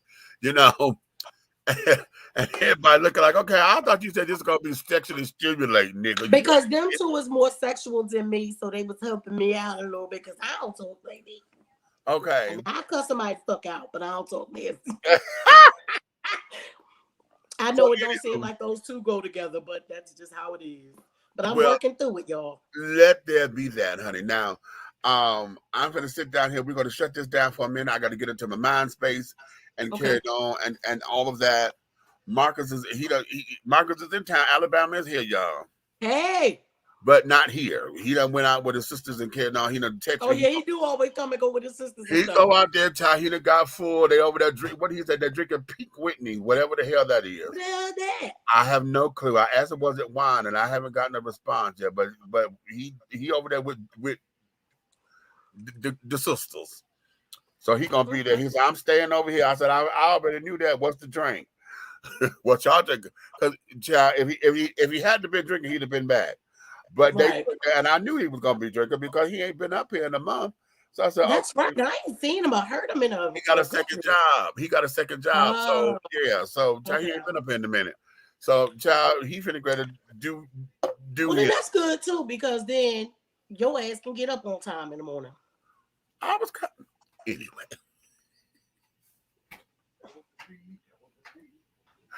And I got this one over here talking about that was a read, that was a read, that was a read. It was not me. Stop my. No, that's Ed over here hollering.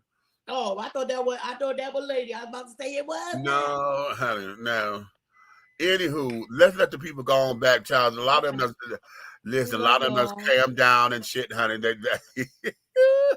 We love you. Those of y'all who done stuck with me, honey, you know the shenanigans got that way. Some of y'all can't handle the shenanigans, and that's fine. Others who stayed, honey, we appreciate you. We thank you for your love and your support, honey.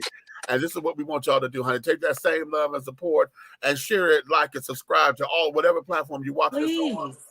Okay? And tell your friends to do the same thing. Like, subscribe, share, follow, honey, and all that kind of jazz. But if you hate us, baby, if you hate us, you can tell all that same message to all of your motherfucking enemies.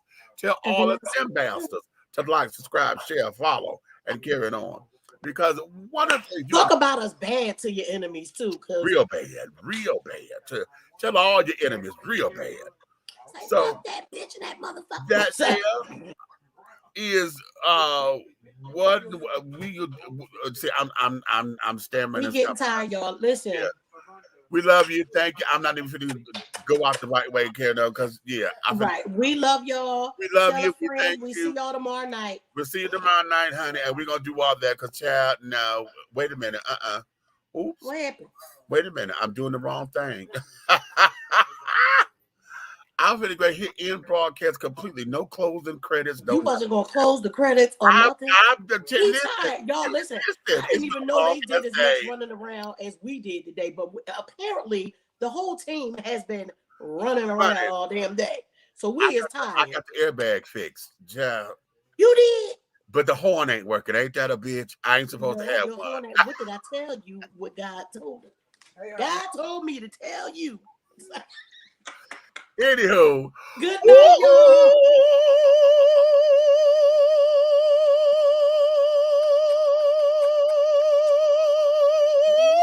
y'all. And baby, scene.